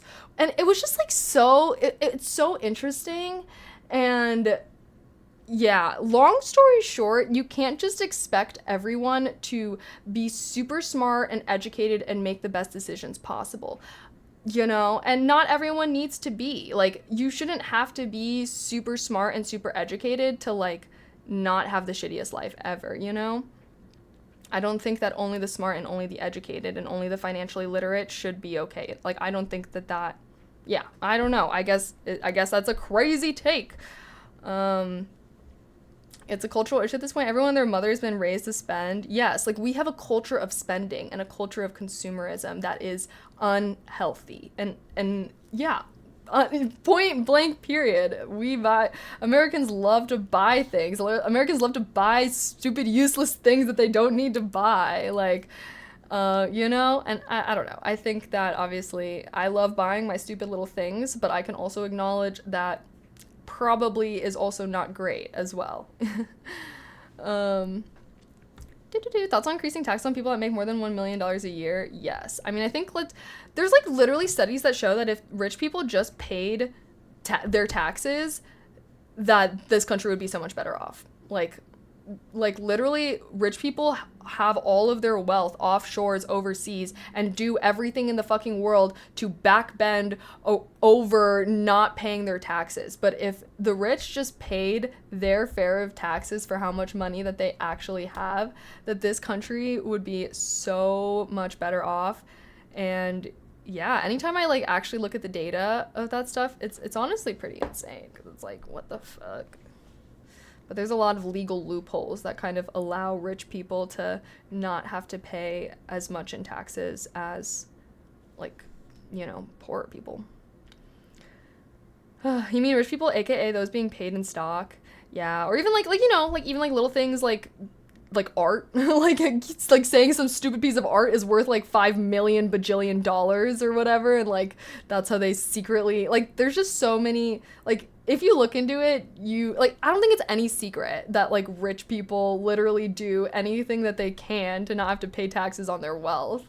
Like, you know, like, crazy things. And obviously, like, a lot of, like, Congress members make, like, $220K plus a year. Like, they're falling into that fucking, like, a lot of our politicians also fall into the rich categories, which means that they're helping make, like, legal loopholes for the rich, because they're the rich. They're making these loopholes for themselves in order to be able to continue doing that. And it's just snowballed and snowballed and snowballed. And, like, even something so small, like the fact that Congress is allowed to even invest in stocks is ridiculous. Like, that, like, when I was a cybersecurity consultant, I had to do all this, like, what is it called? Oh god, I had the word in my head and now it fucking whatever. Anywho, like, even like little things like that, like, it's just genuinely ridiculous. Where do I get most of my outfits? LOL. I don't even know. From different places. This top is from Lululemon. I do like Lululemon stuff, but they're expensive. Boop, boop, boop. That's why lowering certain taxes attract offshore accounts to return to the States. Well, we shouldn't have to attract them.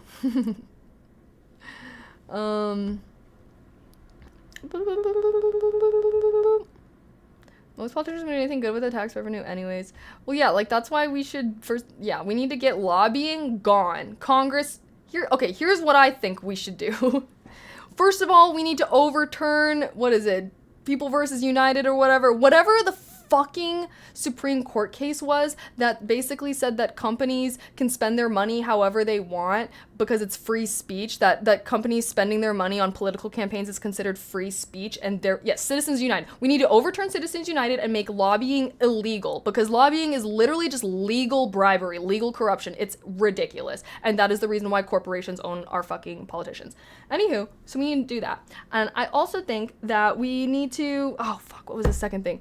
Yeah, we need to like do more things to make the wealthy pay their fair share and whatnot, because they're evidently not.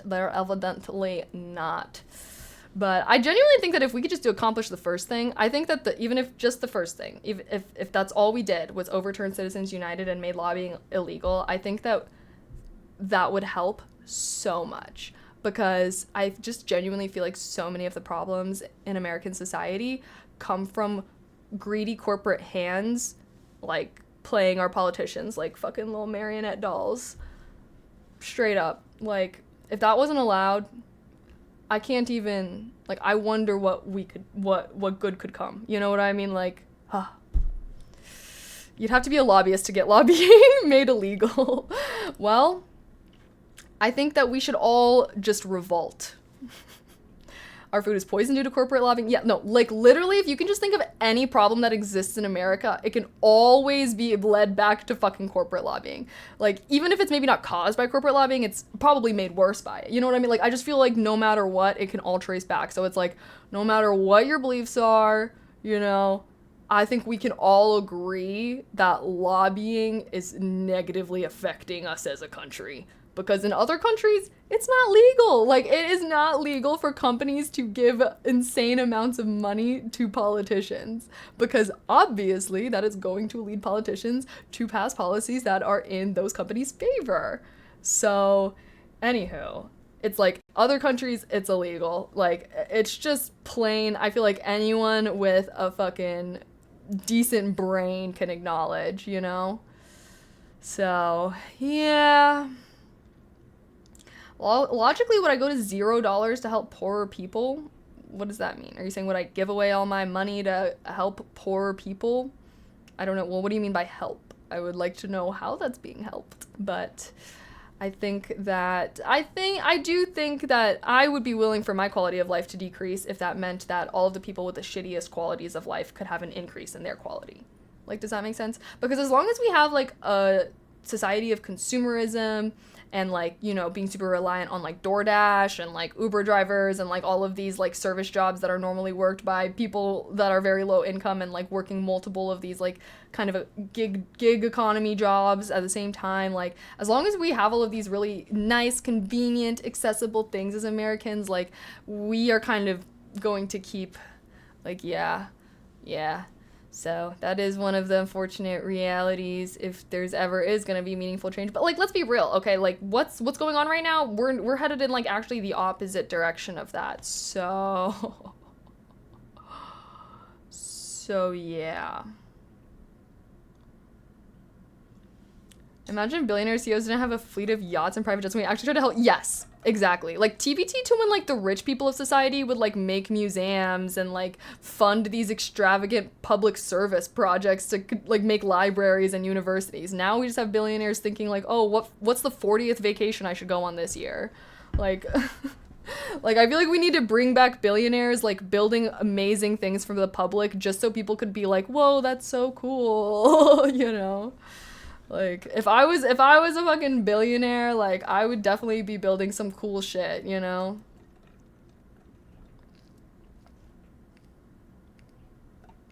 Wealth is not a zero-sum game. Yeah. And, like, I think we can all acknowledge that there are definitely people that have way more money than they know what to do with, you know? And it's just, like, look at any concentration of wealth, like, graphic, where you can visually see the concentration of wealth, and I think we can all acknowledge that's ridiculous.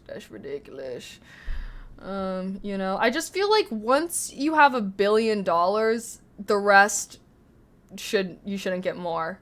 Like, you don't need more than $1 billion.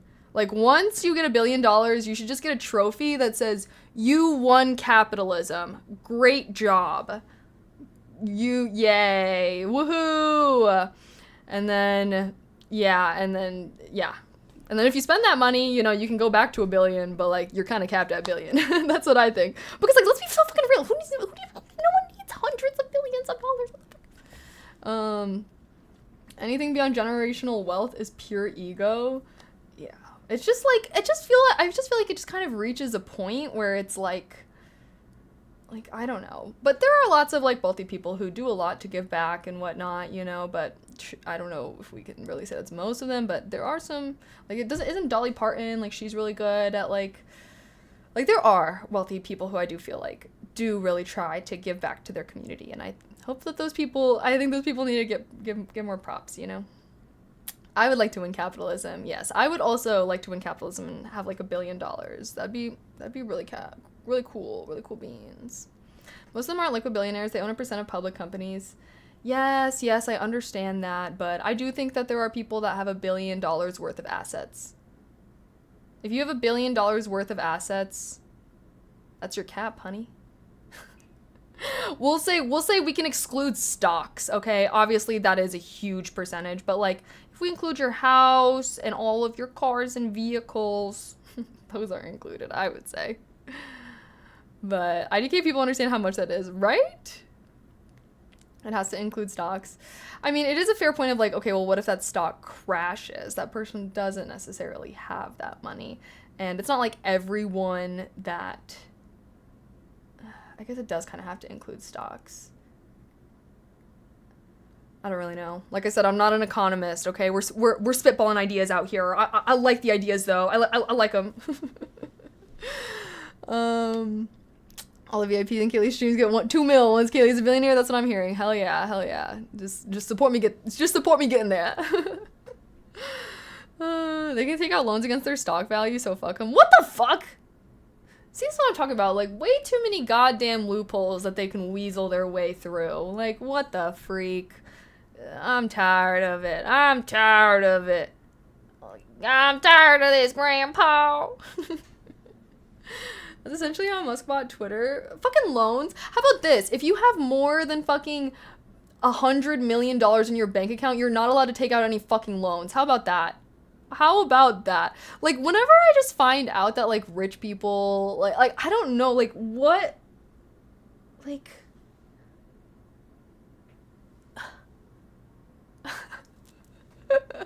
that's how I feel. Like, Jesus Christ, cheese and rice. I don't want to be stressed about the state of the world. Oh, chat. Well, maybe I'll stream tomorrow. Oh my gosh, it's already 11? Well, oh wow. Well, we just had a 2.5 hour yap sesh. I'd say that's pretty successful. I was actually planning on streaming for, like, this long if I was even gonna game, so now we're synced up. You guys got straight yap instead. Probably should go to bed soon. Any final words on our discussion?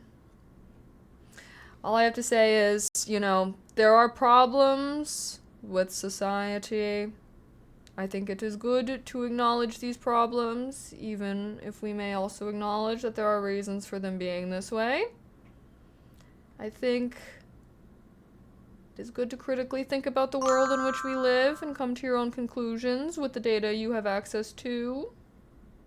J Prof, thank you so much for the tier 1. Happy 32 months.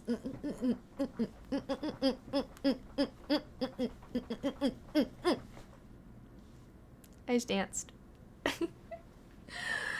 Oh, chat. Well, maybe I'll stream tomorrow, maybe not. No stream schedule for me. I would have liked to do one more gaming stream, but I'm not sure if that's gonna happen, just because, like I said, I officially have less than 1 week of being in Chicago.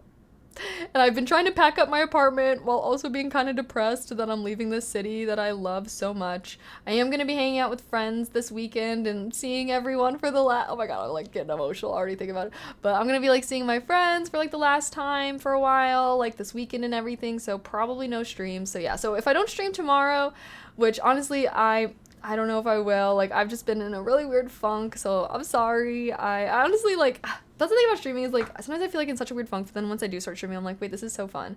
But, you know, it's really hard sometimes as well when I'm just, like, not... Because, you know, I want to be happy and I want to be fun and I want to be chatty with you guys. But anywho, it's just thank you guys so much for being patient with me. Like, I'm really trying not to, like, mentally beat myself up for, like, not really streaming that much.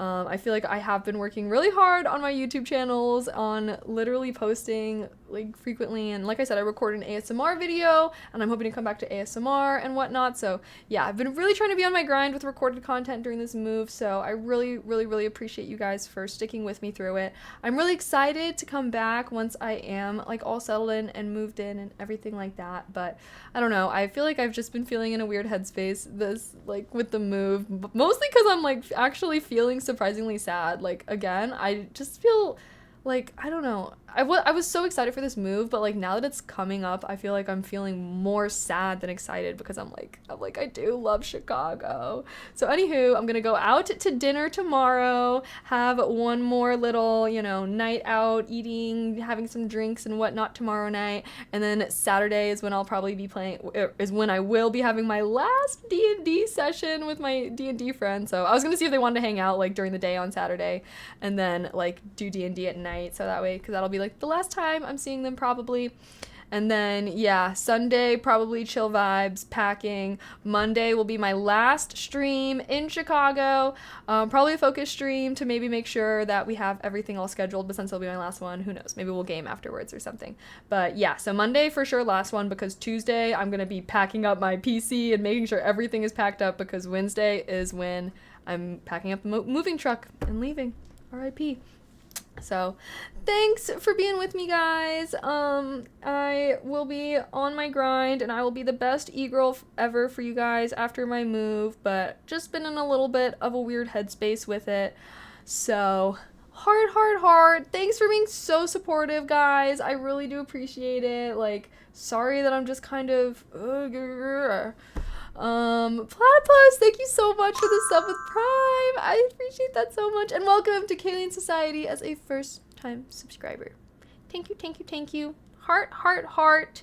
I will see you guys maybe tomorrow, but definitely on Monday to say goodbye, because I'm saying goodbye to you guys no matter what. I don't care how sad girl I am on Monday, okay? I will be saying goodbye to you guys on Monday regardless. So hopefully focus stream with some gaming afterwards. But if I stream tomorrow, we'll just do gaming.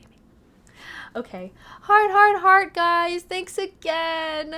Oh, and I'm also, like I said, I'm starting to post some more Instagram reels, but any of my gaming or anime reels will be on my streamer Instagram. Okay, this is different than my normal Instagram. I'm gonna be posting some cosplay pics, some sexy girl pics, some gaming and anime reels. So I'm gonna have more of my e-girl nerdy side out on that Instagram. So definitely follow it if you're not, because I've been posting some reels there. So yay!